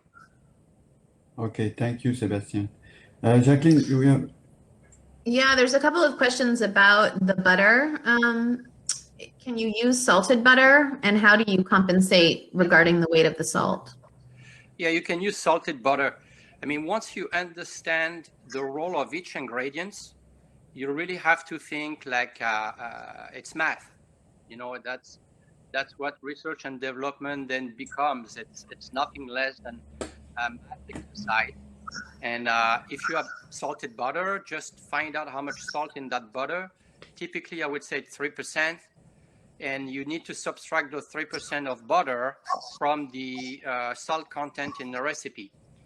I would say that working with salted butter is better because you get a more stable butter. So those layers of butter are going to be more stable than if it is an unsalted butter. And remember, the puff pastry at 6 turns, you have 1,459. That's 730 layers of dough for 729 layers of butter. So if that's stable, it'll be 729 times better for those layers. However, the problem is that if you just get salted butter from the counter, they are usually what we call in French beurre de table, that butter that you want to be able to spread easily when you put it on your table or for your breakfast, on your tartines. And usually that butter is too soft. It's made for you to spread it.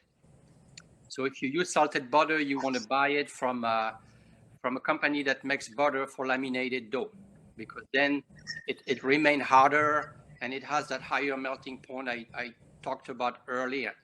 That recipe is specifically good for all of you that are working in kitchens that are above 68 Fahrenheit, above 20 C. If you work with puff pastry dough or laminated dough, you want to work in kitchens in between 10 Celsius to 20 Celsius.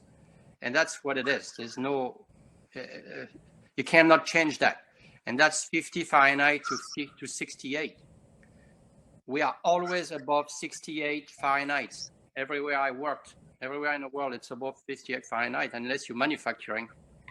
So that recipe with the flour in your butter and that higher protein content in your butter book, paired with, if you can, with the winter feeding butter, will give you that higher melting point. And that's an easy puff pastry to do then in all of your kitchen. I mean, you've seen me, the first turn is the hardest turn. And remember, when we film something like this, it takes 20 minutes to film one turn. But, you know, once you do that, not being filmed, and you're in production mode, it'll take you 2 minutes.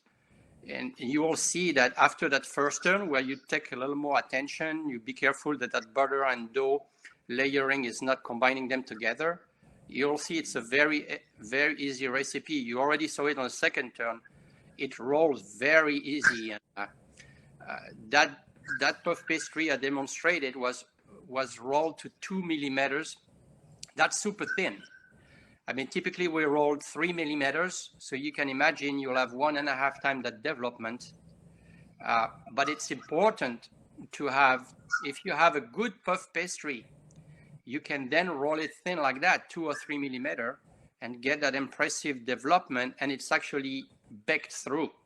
A lot of time, people roll their puff pastry 4 millimeters because they want to look good and show a lot of development, but because it's so thick, it's hard to get it baked through, and it's always some of the puff pastry is a little bit raw inside. Yeah, that's what I was thinking, that the temperature in the room is very important. I mean, you have to keep it cool to keep the dough and the butter at the same temperature. It's, you gotta keep the butter cool, yeah. It's essential, yeah. The pliability of both the détrempe and the butter has to be the same. Right. Do we have Is it okay for people to use your video in their classrooms if they're instructors? Yeah, it's fine. Okay.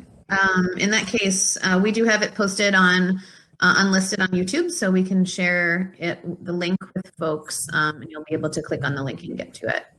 Yeah.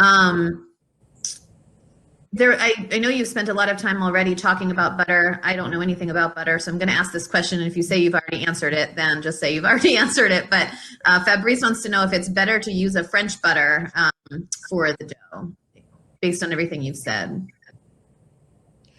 Well, what's important, it's the quality of that butter.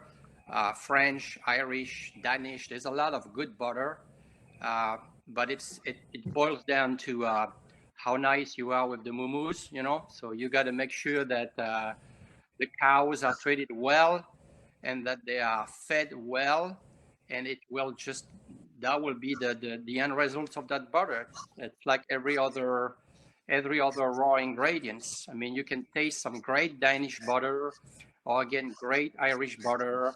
We have some butter in the States that are also good quality nowadays.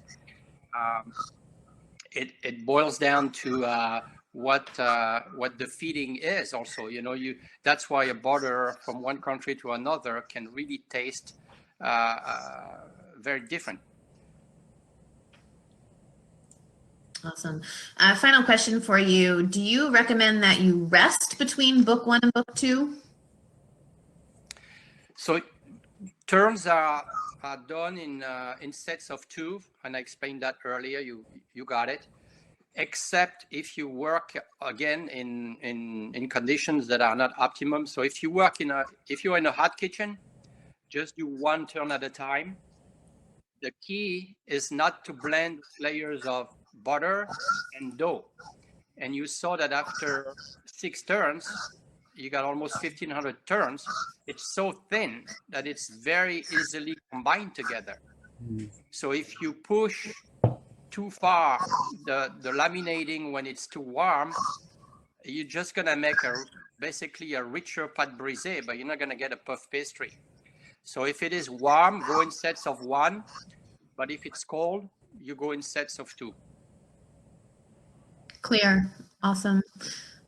Sebastian, do we have time for this one final question that's just popped up, or do you want to move on? Okay, so if herbs are added or other seasoning to the recipe, when do you recommend that they get added? Well, then you have to make an infusion, Guironnet. You have to make an infusion then with your herbs in the liquids of your détrempe. If you work with Viennese like I did, be careful because you're working with high fat content in your détrempe. You got the cream and the yolks. So anything with a lot of fat will take longer to capture flavor. So you want to do an infusion that it's maybe overnight.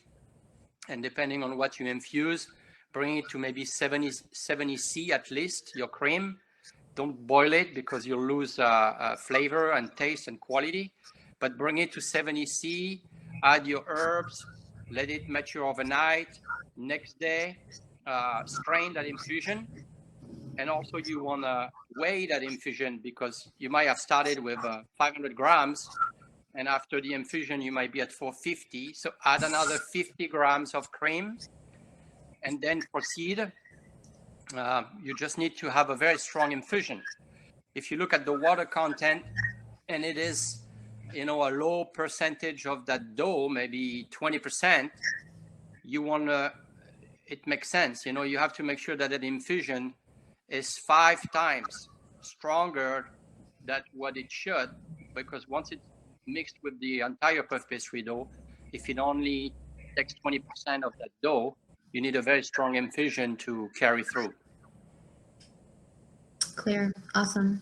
Well, thank you. That was super educational, inspirational. You've got a great amount of comments in the chat, so please take a look through that. You've got a lot of fans out there, so thank you so much for your time.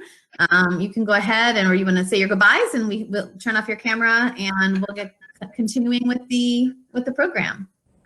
Thanks everybody. Looking forward to get a lot of candidates for next year. I want to thank Jacqueline for all her hard work and dealing with all the chefs that are not good with the computer, and me first, and also Sebastien and everybody. I know it's a lot of work to put this together. I didn't plan on doing a demo that came out last week at the last minute, so I want to make sure that we get a lot of candidates for next year, and that guys, if you commit to it, don't cancel at the last minute. It's too much work for everyone, and I look forward to see the next year's demo, and thanks to our Canadian and Mexican friends coming up soon for participating. Absolutely. I didn't get asked to do a last minute demo. We're going to have to find out what that's about. I make Jewish apple cake. Next year, Jacqueline, you have 1 year to train. Okay? Thank you so much. Bye. Bye. Bye.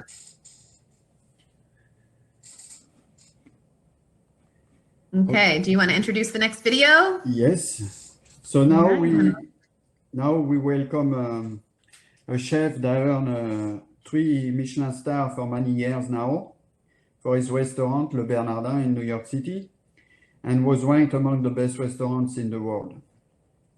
Eric Ripert is well known to specialize in modern fresh cuisine and well noted for his work with fish and seafood. Today, Eric will not talk about fish and seafood, but he will give us a glimpse on his new book, Vegetable Simple. Eric brings back the simplicity of cooking in his new book. And before we go to the video, I would like to thank him very much for taking the time to send us this video where he's going to explain to you his new book. Thank you, Eric. Hello, everyone. I'm very happy to be with you today and to talk about my new book, Vegetable Simple, and explain to you a little bit what is the inspiration about and why I did Vegetable Simple, and talk about the process a little bit too. So the inspiration for Vegetable Simple was this tiny book called The Basics. And I have this book with me for many, many years, and it's a book that talks about very simple recipes, very basic recipes. You can see crème pâtissière right here,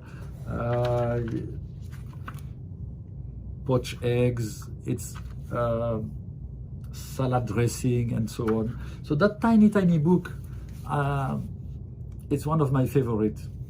And again, I wanted to do something very simple. I wanted to demystify how to cook vegetable. I thought for many, many years, especially in restaurants, chefs were not really thinking about cooking for the vegetables. Vegetables were an afterthought. You were thinking about the protein, which was fish or meat, and then what do we put in a plate? Or let's choose some vegetables. And vegetables I find are magical because the flavors, the textures, the colors, they're very seasonal as well. And I just wanted to have something that pays homage to those vegetables and use some very simple techniques for everyone to be able to just buy seasonal vegetables at the market and or at the grocery store or anywhere they go, and very simply cook something that is delicious. And the idea of vegetable simple is that you cook most of the time a lot of vegetables that are to be shared, so it's very convivial. And I was inspired by the lifestyle that I have in the summer when I invite people in my house. I more and more create lunch, different lunch in my house for 10, 15 people, and it's mainly vegetarian. And I love meat and I love fish, but for some reason I have tremendous pleasure in cooking vegetables, and therefore I cook all day, and when it's lunchtime on the late side, I put a lot of the food on the table and on some side tables as well, and everybody help himself and pass the dishes, and it's a different way of eating that I like very much, especially in the summer. It's very casual and again very convivial, very warm. So the cover, it's some green asparagus, maybe a lot of strings here to tie them, but it was to have something powerful for the cover.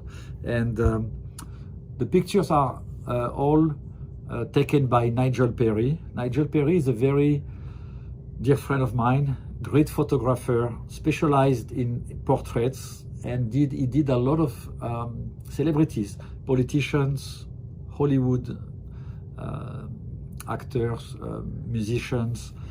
Nigel was doing the cover of New York Times Sunday magazine for many, many years. He was doing Newsweek cover for many, many years as well, and he's still very active in the field doing some portraits. And he was very interested by the idea of taking pictures of vegetables, and so it has a little bit of an artistic flair in that book because of the pictures. And then we started with, so I'm opening the book a little bit. We started with some items that are snacks, like here, for instance, we have spicy plantain chips, and you can see the pictures are pretty beautiful. Spicy walnuts, and etc., cured olives. From the snacks we moved to this is a baba ganoush. We moved to some soups and broth. This is called aigo bollido, which is a Provençal soup that is very flavorful. It's just garlic, olive oil, water, and sage, but it's for some reason very complex and very nice. So different soups, broth, pea soup, then some salads and cold appetizer like this. This is the idea of the guacamole, but it's an avocado salad with really some wedges of avocados, so you have the texture of the avocado. Then endive salad with blue cheese, quinoa salads, again some other salads. Then we have some techniques about basics, really, like steaming rice and keeping the long grain of the rice very nicely whole and the rice being cooked to perfection. Polenta, those are dumplings. Baked portobellos. I think you have by now a good idea. Potato salad, and then some sauté, I think it's pea shoot, that's what I see in a pan. Bok choy, broccolini. This one is my favorite picture. Actually, I want it on the cover, but the publisher thought it was not a good idea. For some reason, people saw something different. But anyway, it's a baked sweet potato, and I love it. I love the picture and I love the dish. Peas stew, tomatoes, and then the real ratatouille, because everybody has a real ratatouille. And again, more recipes. Some desserts, including a carrot cake, and we use some fruits which are not vegetables. And then this is the book. And the idea is to inspire people again to cook more vegetables, because it's good for our health, it's good for the planet, it's also helping the suffering of the animals, especially in factory farms. I think it's the way they are treated is unacceptable. And I'm not preaching with this book, and the idea is not to change your habits or to try to convert you into a vegan or a vegetarian. It's just to inspire you to have a little bit of a different diet if you were not eating too many vegetables. And I'm very happy with the book. I hope it will be a success and it will inspire people again to cook and to be very close to the season, connected to the season, and to have fun and feed their family. So thank you.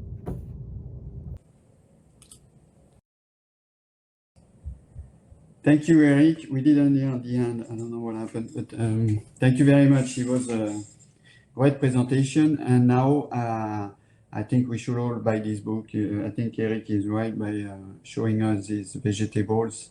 And I think it's especially in summer, it's important to eat healthy, and we don't eat enough vegetables. So let's get our vegetables with this book and great recipes from Eric. Now I would like to introduce our next presentation, which we're going south now. We're going to Mexico, and under a salsa rhythm, visiting two French chefs in Mexico, Frédéric Lejeune and Emmanuel Chabre.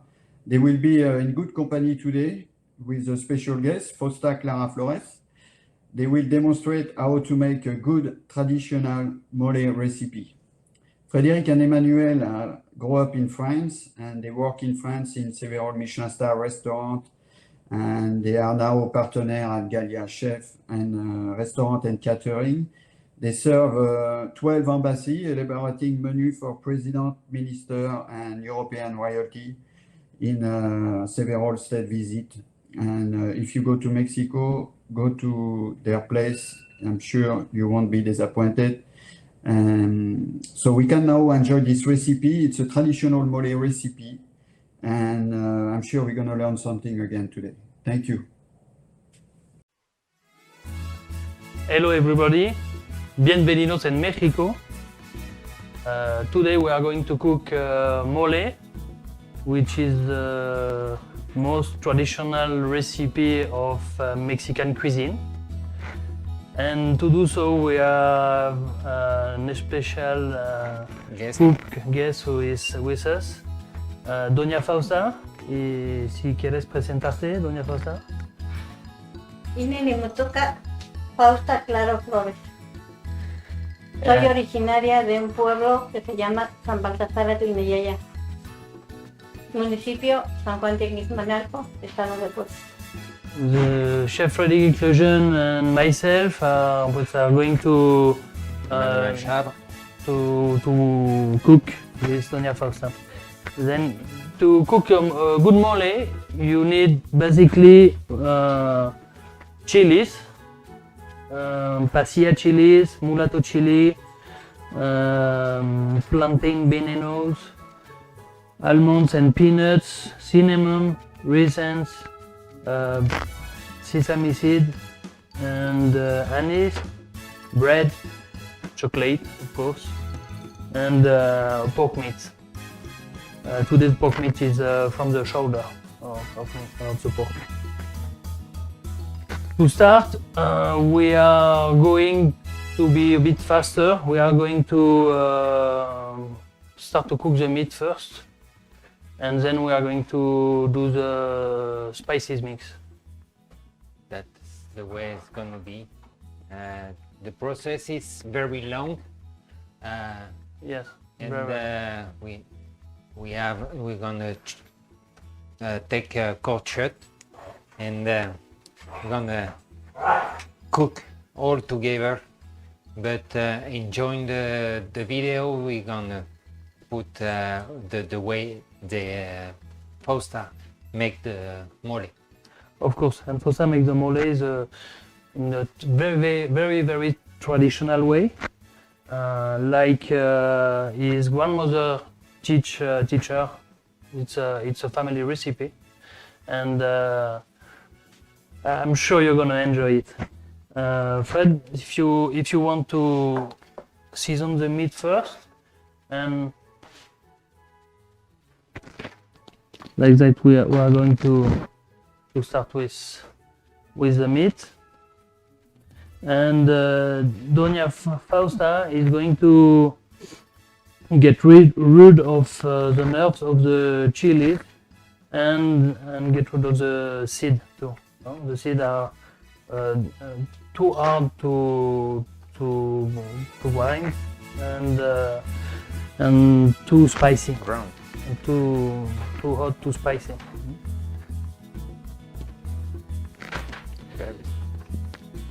We have two types of chilies today. The first one is a pasilla chili. They are dry chilies, of course, and this one is mulatto. It's like a bit bigger. The mulatto chili is from the Puebla chili. It's a dry Puebla chili. They dry it traditionally on the sun, or they can use a bit of charcoal too. That's why sometimes it can smell a bit smoky. This one is it's not that smoky. It's more like a sun-dried chili.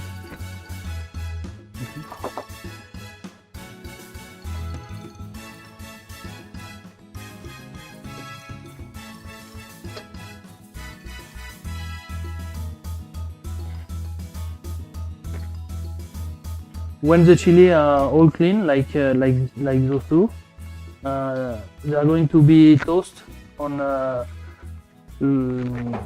comal. No, it's like traditional plancha. No, it's like I don't know if they can put the camera on the stove. Comal is this thing. It's like a plate, or a terracotta plate, and this is used to cook tortilla, or to cook chilies, or it's like the basic cooking stove of Mexican cuisine. If you take off all the seed and all the white parts. Yeah, all the nerves, no? This one. No? This one.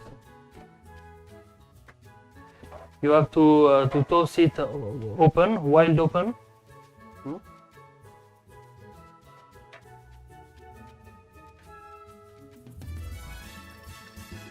The chili must take a brown color, not too dark, because if it's so, it's going to be very sour.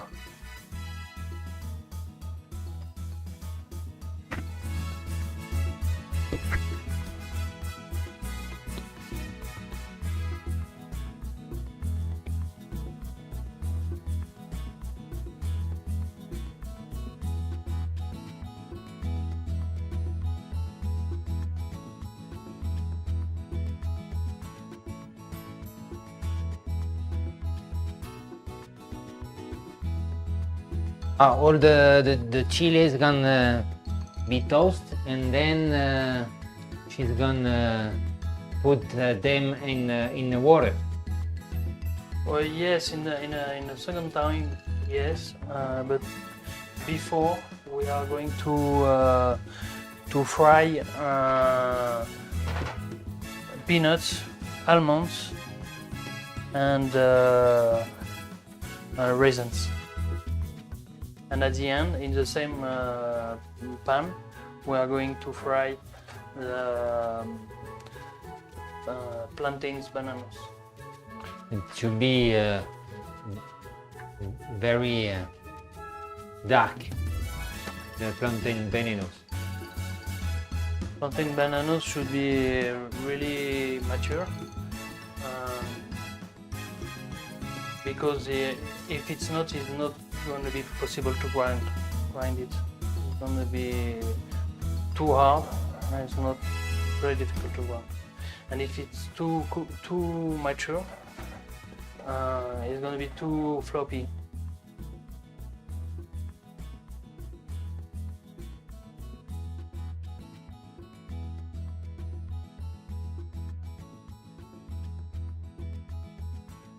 Very well. They are beautiful. This one is ready. This one much. And that's it. Ahora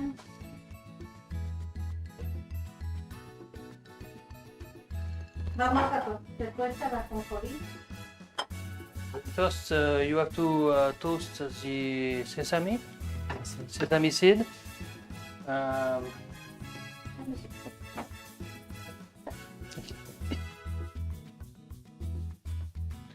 Y se le agrega un poquito de sal.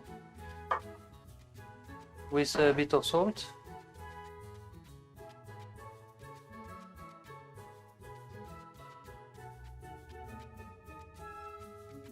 The sesame has to take a brown color. Brown color? Brown or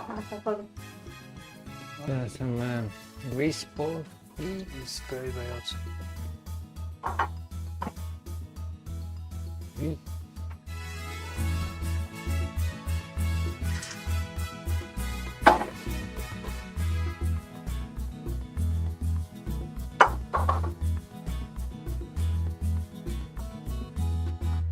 We are just going to sear the meat.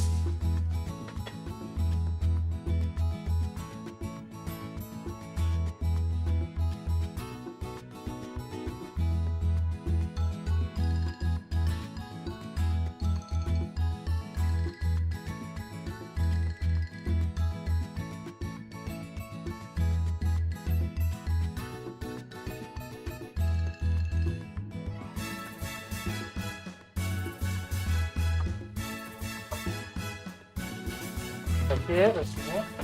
You want a bit of oil, vegetable oil.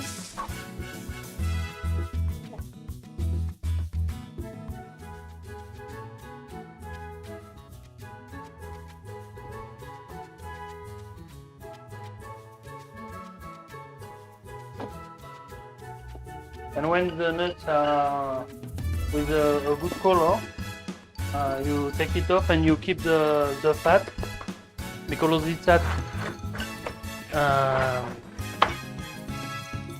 took taste of the nuts. The next step is to fry a little bit of pan.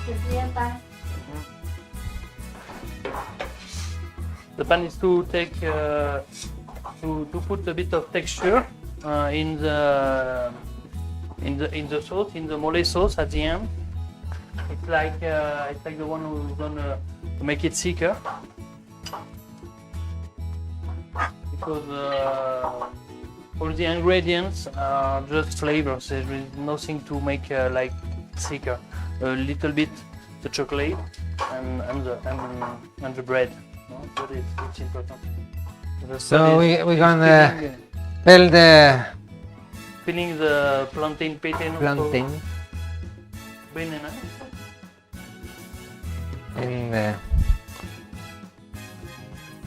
and Don't cut everything, just half, and you are going to keep the other half for the decoration of the plate. The reason you fry it first.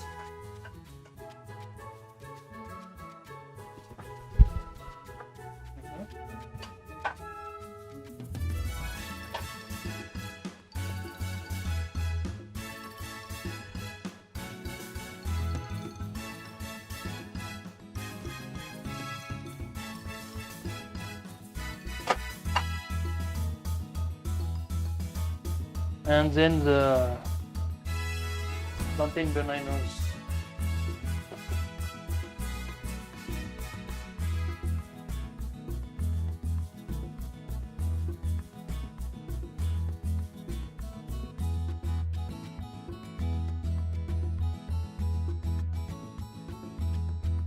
And Frédéric, I think you told me that you had that you made research on the story of the mole. we make a small investigation. The traditional dish for the events, marriage and things like that. Every state his own mole. Well, not every state, but a lot of them have his own mole. No? I think the principal is Puebla and Oaxaca, no?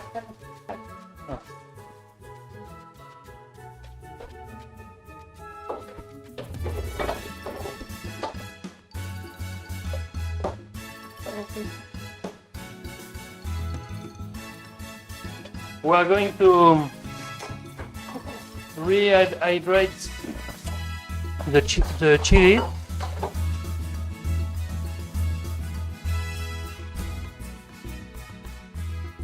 It's going to make a lot easier to grind at the end. I'm sorry, but the chilies are a bit strong and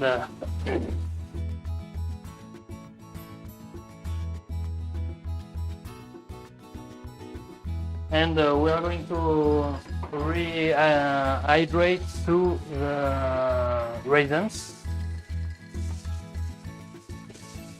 All that needs to be wet. Huh? It's not going to grind. Basically, she told me before the reason could be on plate and chili also to blend the whole thing.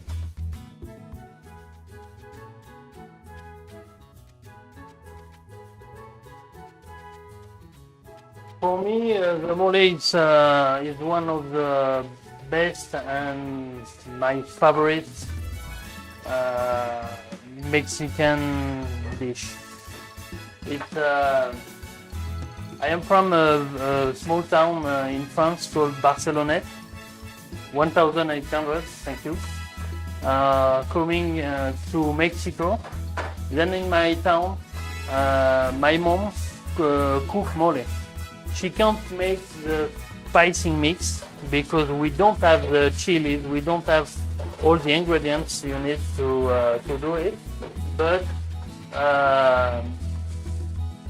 she bought the spicing mix in Mexico and she cooks mole in my town.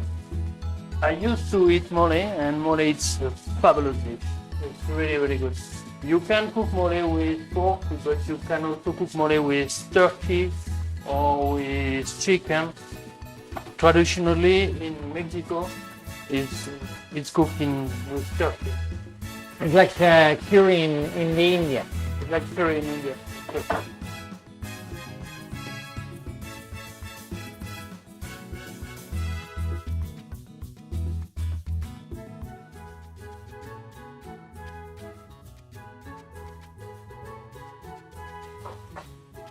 And now Doña Fausta is going to mix all the ingredients of the spicing mix the traditional way with the metate, which is a big stone, and she's going to make a paste of all the spices and all the ingredients of the spices. Vamos a empezar a elaborar un mole poblano.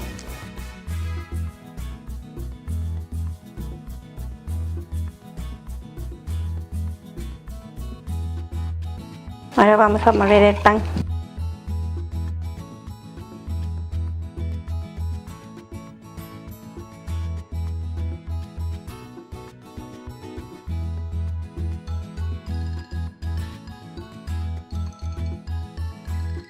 Ahora vamos con los chiles. Lo último. 1 hour after 1 hour after The metate. after the metate works, we have here The paste. the paste of plantain banana, the peanuts, Sesame seed. the sesame, and the raisins, The seed. and that the chilies Cinnamon also. and cinnamon. Cinnamon and anise. The bread. And the bread. And we are going to mix the chilies with everything.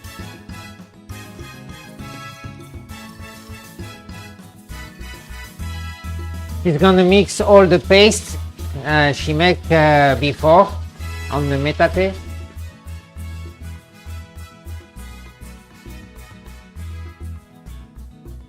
And then we're gonna cook this paste with a little bit of salt and the chocolate.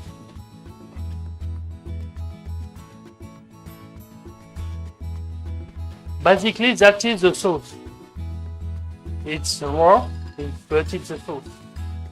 We are going to put a bit of chicken stock just to make it, and the chocolate, as we were saying. So the chocolate basically is gonna make all the together, huh? Yes, of course.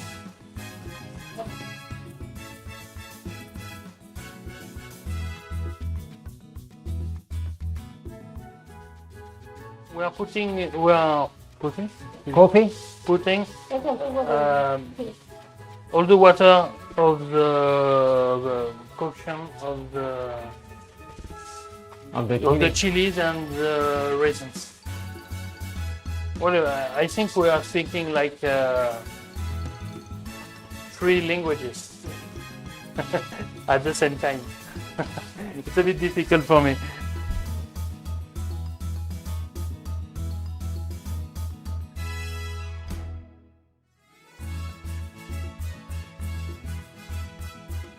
It's beautiful, I would like to do so.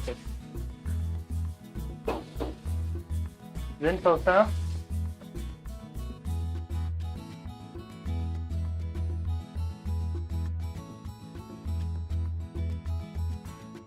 We are adding the spicing mix to the meat, and we are going to fry the spicing meat.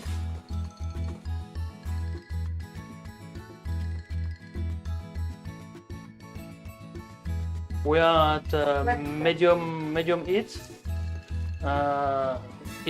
You have to be very careful of not burning, of not catching all the spicing mix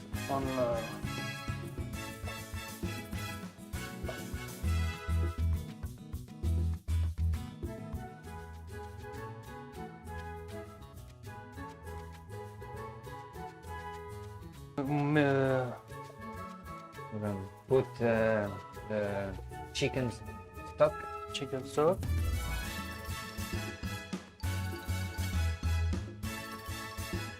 To make a thick liquid, and she's gonna wait for the grease is gonna.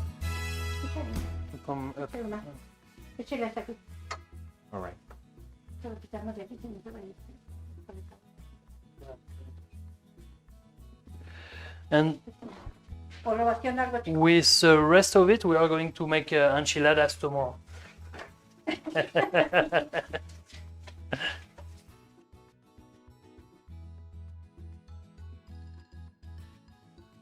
Yo creo que más chocolate, ¿no? Todo, ¿no?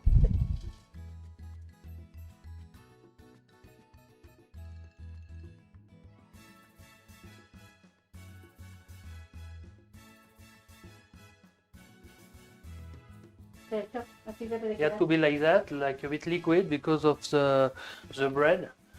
We put two breads for 150 grams of chili pasilla, 150 grams to chili mulatto, 150 grams of everything. It's all the same quantity. And two bread. A ver si tú ves. That's why it's going to be a bit thicker. And you have to put it on a high temperature, high heat, at this time to start to cook the bread, and because the meat should be almost cooked, I think. We just have to finish the sauce and to put it in a plate, and that's it.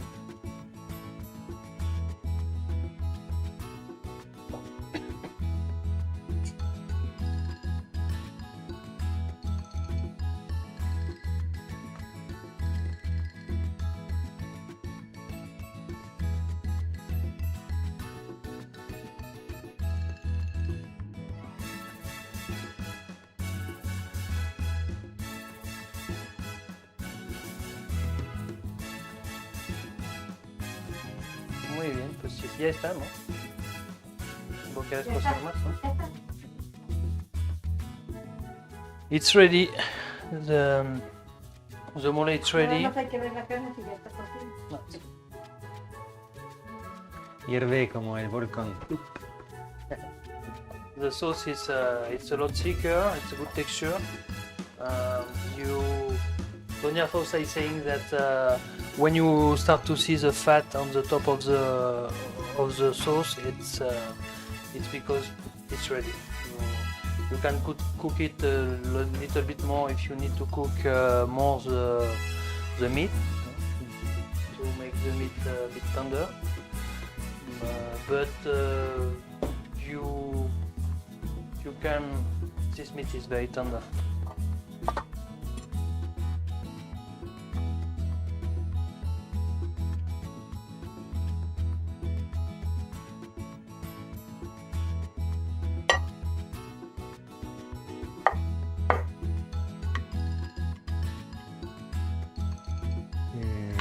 Je vais faire avec une broche ou un truc comme ça.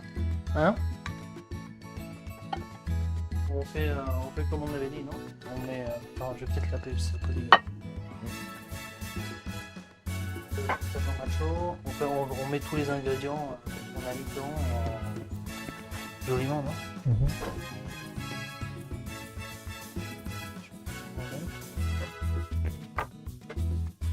Tu sors d'où, toi?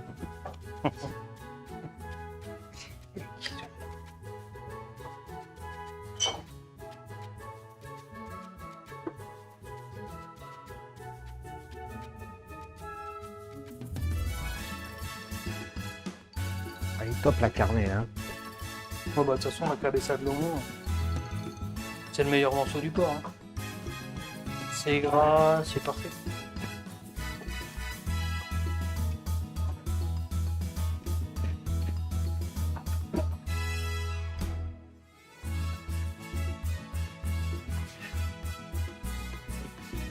Tu vas mettre J'ai envie des de- tortillas.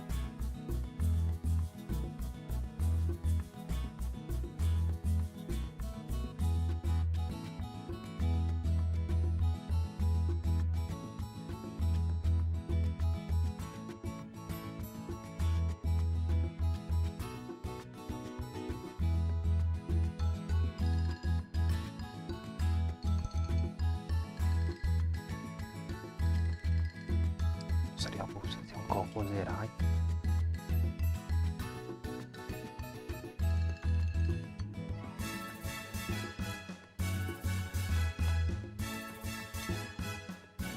De papa fictif, de papa, de betabel, de camote. No hicimos hoy. Tenemos el camotito. Bien.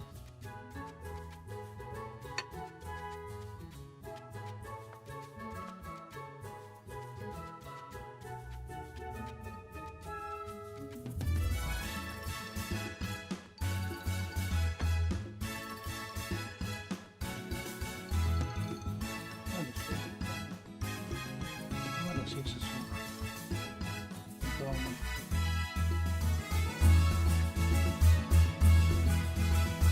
Vamos a explotar.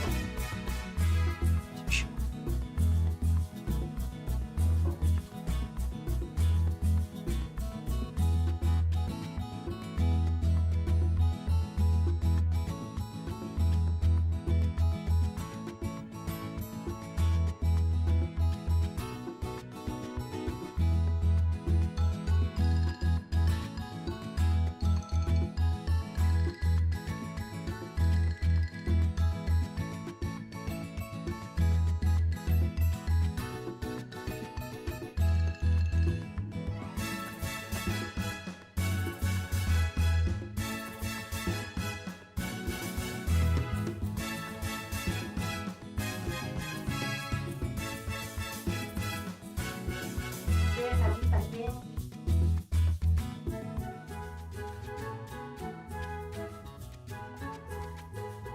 Ah mais on n'en met pas. On n'en met pas, non? Ouais, ça peut faire ressortir. Moi? Ouais. Je la mets pour moi, non? C'est là. C'est là, vous voyez les petites là, aérobiques. Je la mets dessus.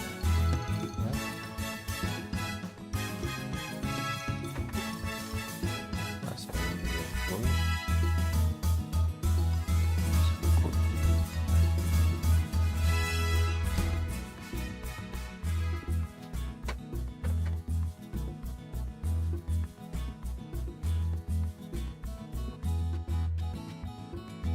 Saca la bañera del bote.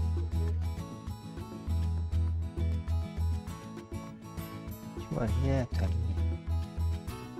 Il y a un riz à côté.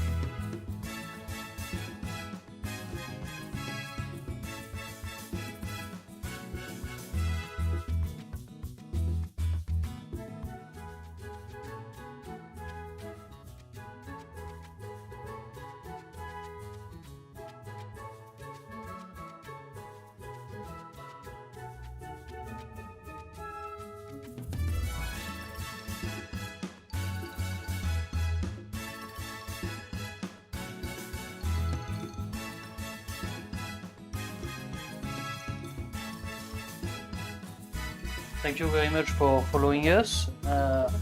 I hope you enjoy and you like the recipe. If you need any ingredients, we can try to send Then, you something, or don't. You can always describe us or phone us. Con lot of pleasure for nosotros. Mole poblano, made from the traditional recipe of the family of Doña Fausta. Thank you very much, Fausta. Merci beaucoup. Muchas gracias. Muchas gracias. Frédéric, Gracias a ustedes por haberme invitado. de nada, Fausta. Al contrario, hiciste un trabajo increíble. I'm saying to Fausta that she does very, very good work. job. Very good job. Thank you very much. Frédéric, thank you very much to the Thank you very much, staff from technical of Insensu.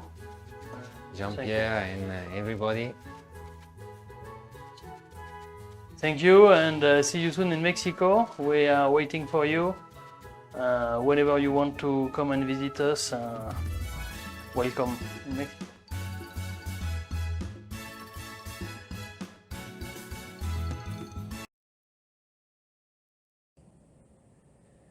Muchas gracias a todos. It was a great recipe. Love it. Where's Frédéric? Yes. Hola. Hola. Bien et toi? Ça va, ça va. Bonjour Emmanuel. Bonjour, hi everybody. Thank you so much. Thank you so much for this great recipe. It was a lot of fun, I guess, huh? Yeah, very good fun. A bit Lots of experience. but very good fun. Well, it's good practice. Can you tell us about Flora? Well, she's from Puebla, she said, and how you know her? Doña Fausta is working with me in the catering part of the Gallia Chef, and she's from a very small town just above the Popocatépetl volcano.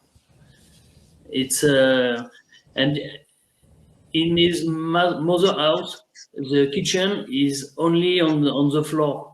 It's not a kitchen like we know. It's a kitchen with metate, with wood stove, and they are cooking like that traditionally. Wow, that's amazing. That's amazing. I have a question about the chocolate. What chocolate is it? You can use any chocolate or? We were using chocolate from Oaxaca, which is a chocolate with a very little part of fat. It's like basically a ground chocolate seed only with a little bit of sugar. Mm-hmm. Yeah, okay. But she's very strong anyway because she was rolling all the stuff. Wow, amazing. Jacqueline, do we have?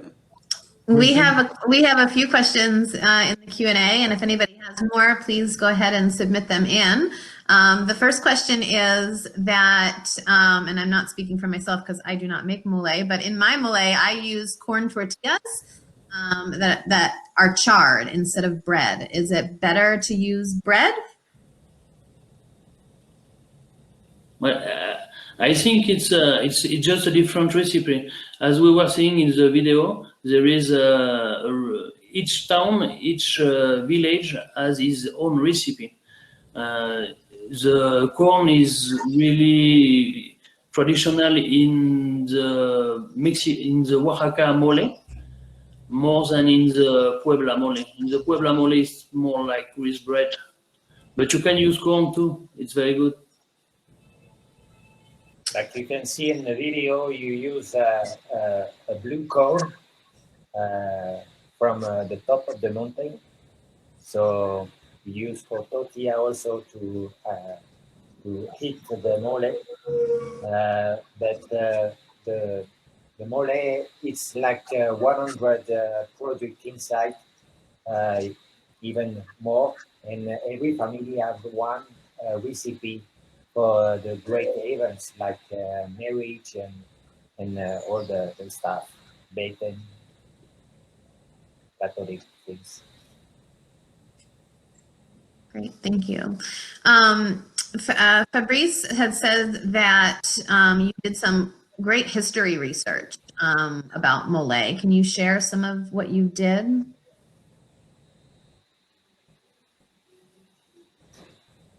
Or do you not know what he's talking about? No, I know what he's talking about. We received, I think Sebastian, Emmanuel and Frederic sent us the history of the mole recipe. And I will post it on our website in a little bit. I don't know if you want to talk about that, Emmanuel, Frederic. It's a small resume of the history, also what it come from. It's two hypotheses and origin.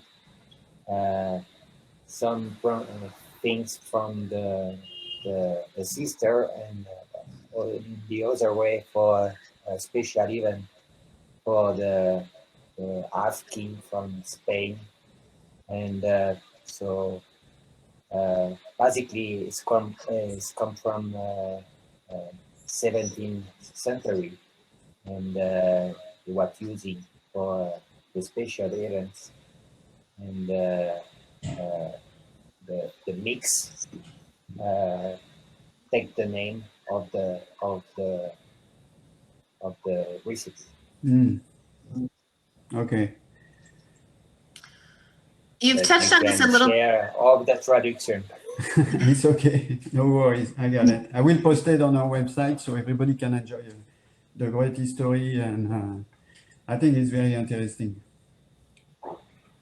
You touched on this a little bit by saying every village has their own variation of mole. It has there been a count of how many different types there are in Mexico? Hello, puppy. There is hundreds of mole. There is mole, pink mole from Tabasco made out of beetroot. There is black Oaxaca colored mole in Oaxaca too. There is poblano mole. There is a lot of mole, hundreds of them. But the type is like 7 types. So you have the 7 types. The yellow type, you have the red type, you have the dark we already made, and you have also a green one. It's 7 types and hundreds of recipe all over. I'm guessing it depends on the region, no? Where you are in Mexico, maybe they change or the meat using. It depends on the type of the chile. It depends on the type of the seed they use. Mostly all of the season seed, but you can also use the seed from the pumpkins. You can use also seed from all the almonds. Depends what you have on your village. Right. With thanks to the anonymous person who posted this question and is going to make me try to pronounce this word, is mancha manteles considered a mole?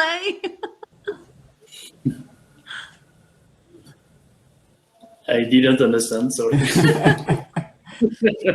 Can you see your Q&A tab, Emmanuel? Mancha manteles. Mancha manteles. Consider a mole. Is that a mole, mancha manteles? It's one of the type. It's one of the type. Okay.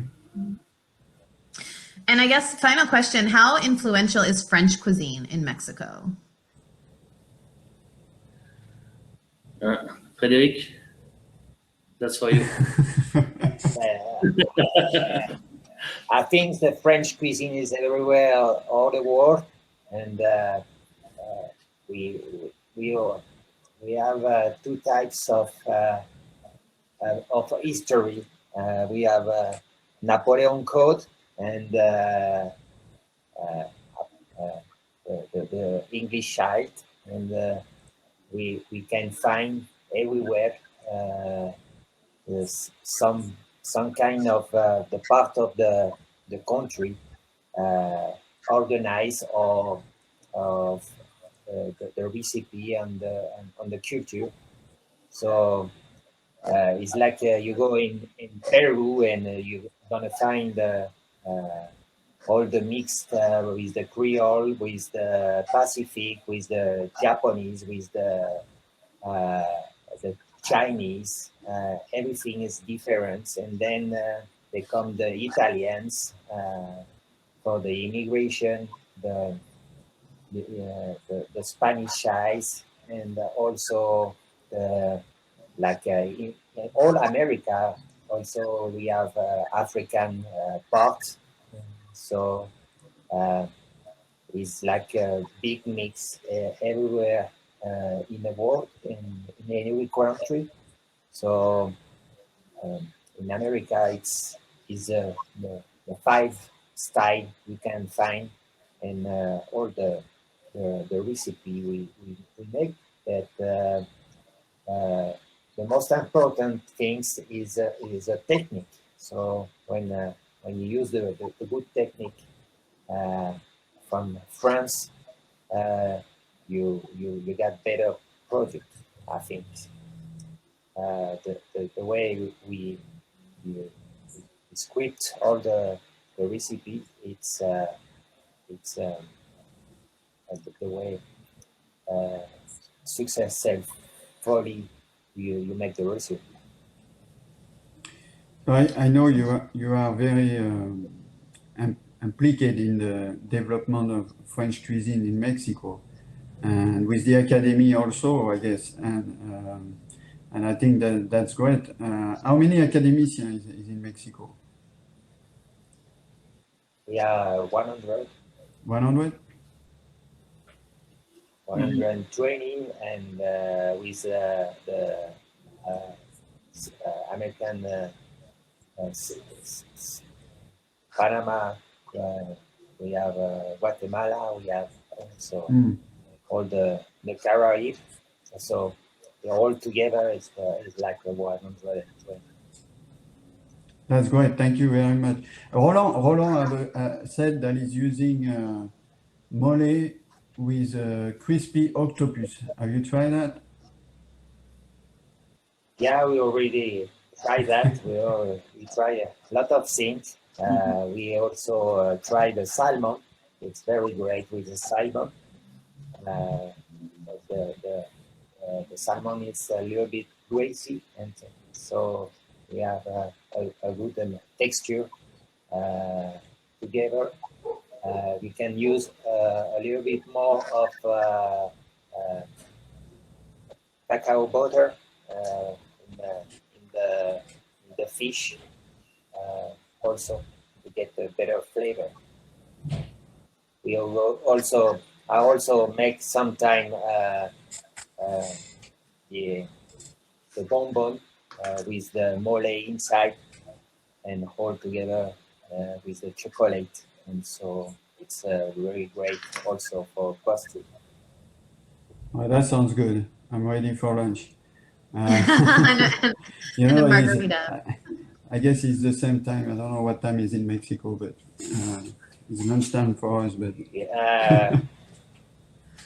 it's almost 12 o'clock, yeah, and so we have 2 hours difference. We're going to repeat the events at the end of August. So if you come to try the mole, come with us in the end of August. I think everybody's gonna get the vacuum, so everything's gonna be fine. yeah, we all hope that in August we can go around and enjoy vacation. Definitely, we're coming for the money. Yeah, that's for sure. I told Fabrice already. We're gonna rent a jet and we're coming.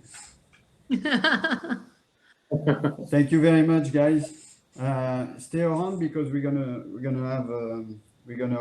discern the chair of the academy in a few minutes. But I want to thank you very much for being here today with us and sharing this great recipe. Really enjoy, and I follow you already on YouTube with Galia Cuisine. So I invite everyone, if you enjoy French cuisine in Spanish, go to Galia Cuisine. You can learn French cuisine and Spanish. Thank you for that. Thank you very much. Thank you very much. And thanks to Fausta Clara. And if she comes to New York City someday, or you guys come to visit me, we're not going to make money, but we make something different. Thank you. Thank you. Merci. Thank you. Merci, à À bientôt. bientôt. Thank you to you for the invitation. Okay, you guys just need to turn off your cameras and microphones. We will get going. Did you want to introduce the next video? Yes. So now is the time that everybody is waiting for. It is now time for me, and it is my privilege to present you with the share of the Academy Award. This is a Lifetime Achievement Award. It's giving for over 20 years now by your delegation to one of our academicians. The Academy and its members have voted this year and elect one of us to receive this award to celebrate and recognize an exceptional career and a commitment in passing on knowledge through young chefs. Sharing her know-how is the Academy legacy and philosophy, and now it's time to discover who will receive this prestigious award. So Jacqueline, punch it.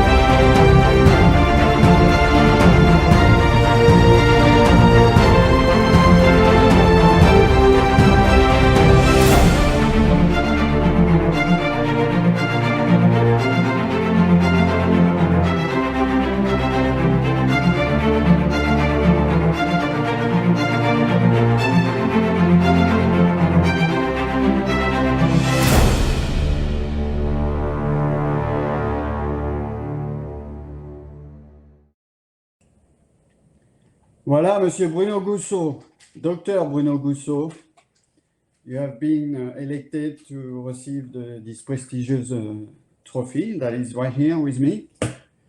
I don't know if everybody can see it, but it's right here. And as you can see in the bottom, there is the name of all the recipients. And Bruno, you are over here on this side. And we congratulate you and we felicit you.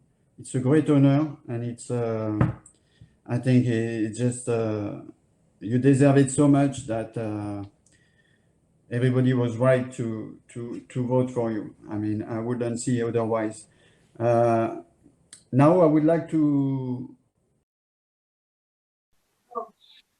Monsieur le consul général de France à New York, Monsieur le président de l'Académie culinaire de France, mon ami Fabrice Prochasson, Monsieur le président délégué de l'Académie culinaire de France, USA et Canada, mon ami Sébastien Beau, Messieurs les présidents, Jean-Louis Dumonet, président des maîtres cuisiniers de France, USA, Pascal Guillotin, président de la Société culinaire philanthropique, Mesdames les académiciennes, Messieurs les académiciens, Mesdames, Messieurs les partenaires, Mesdames, Messieurs, permettez-moi de vous remercier pour votre confiance et votre gentillesse.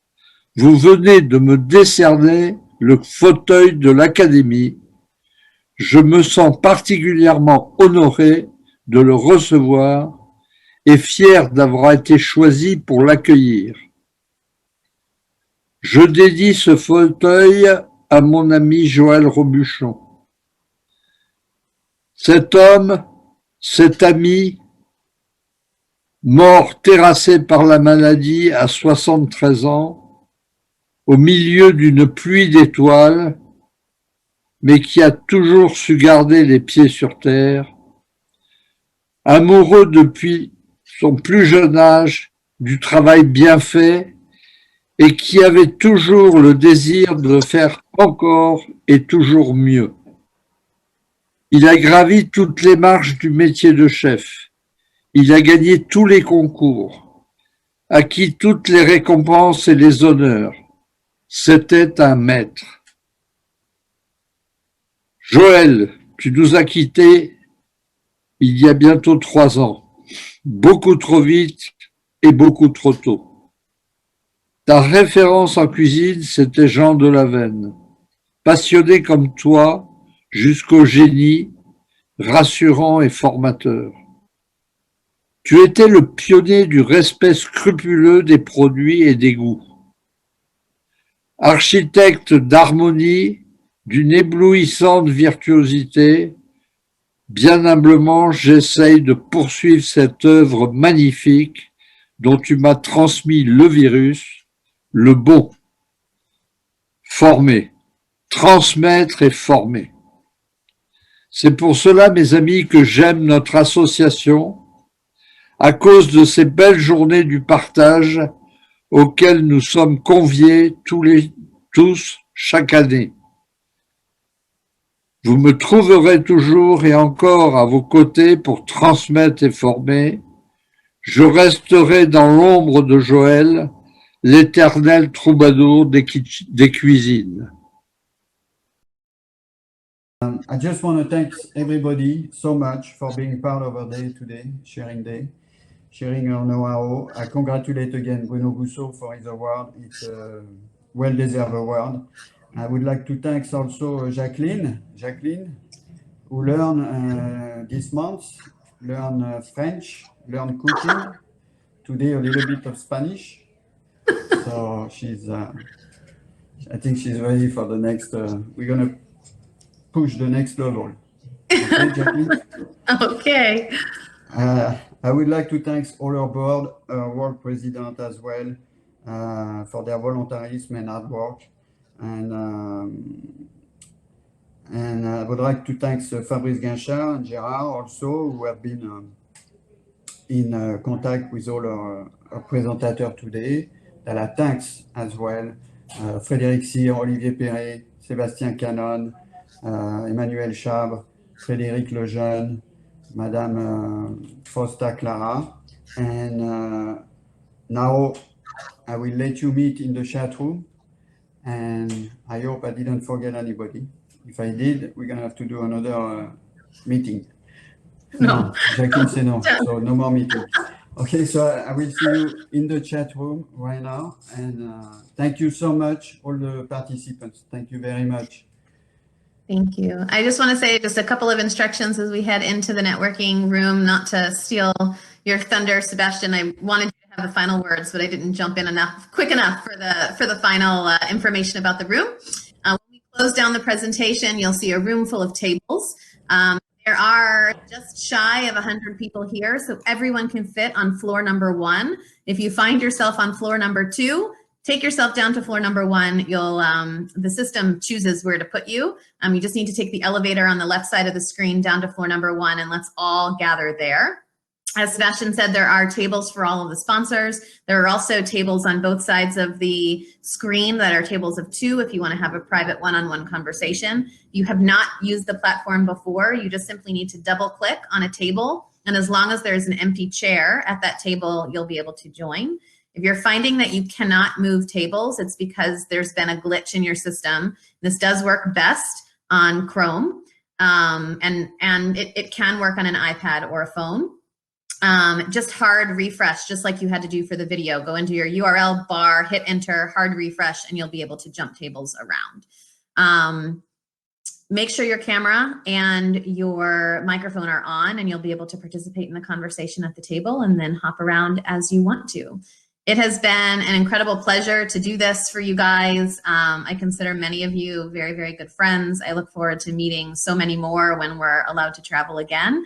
Do not ever hesitate to reach out if you have any questions about anything that I do, which is a whole bunch of different things. And again, thank you so much. Sebastian, did you want to have the final word before we go back to the floor? Or are we good? Oop, you're on mute. Thank you very much for all of you academicians, and I'm looking forward to see you very soon, face to face, hopefully. We are planning something by the end of the year. I can't really talk now because it's just at the beginning, but we try our best to meet you, and we're working also on a couple of webinars. I just want to remind you that we have opened a LinkedIn account that is linked directly to our website where we post jobs offer. And so if you are looking for a job or if you're looking to hire, send us your info and we will post it so everybody can look if they need. Okay, thank you very much. See you in the chat room. Thank you.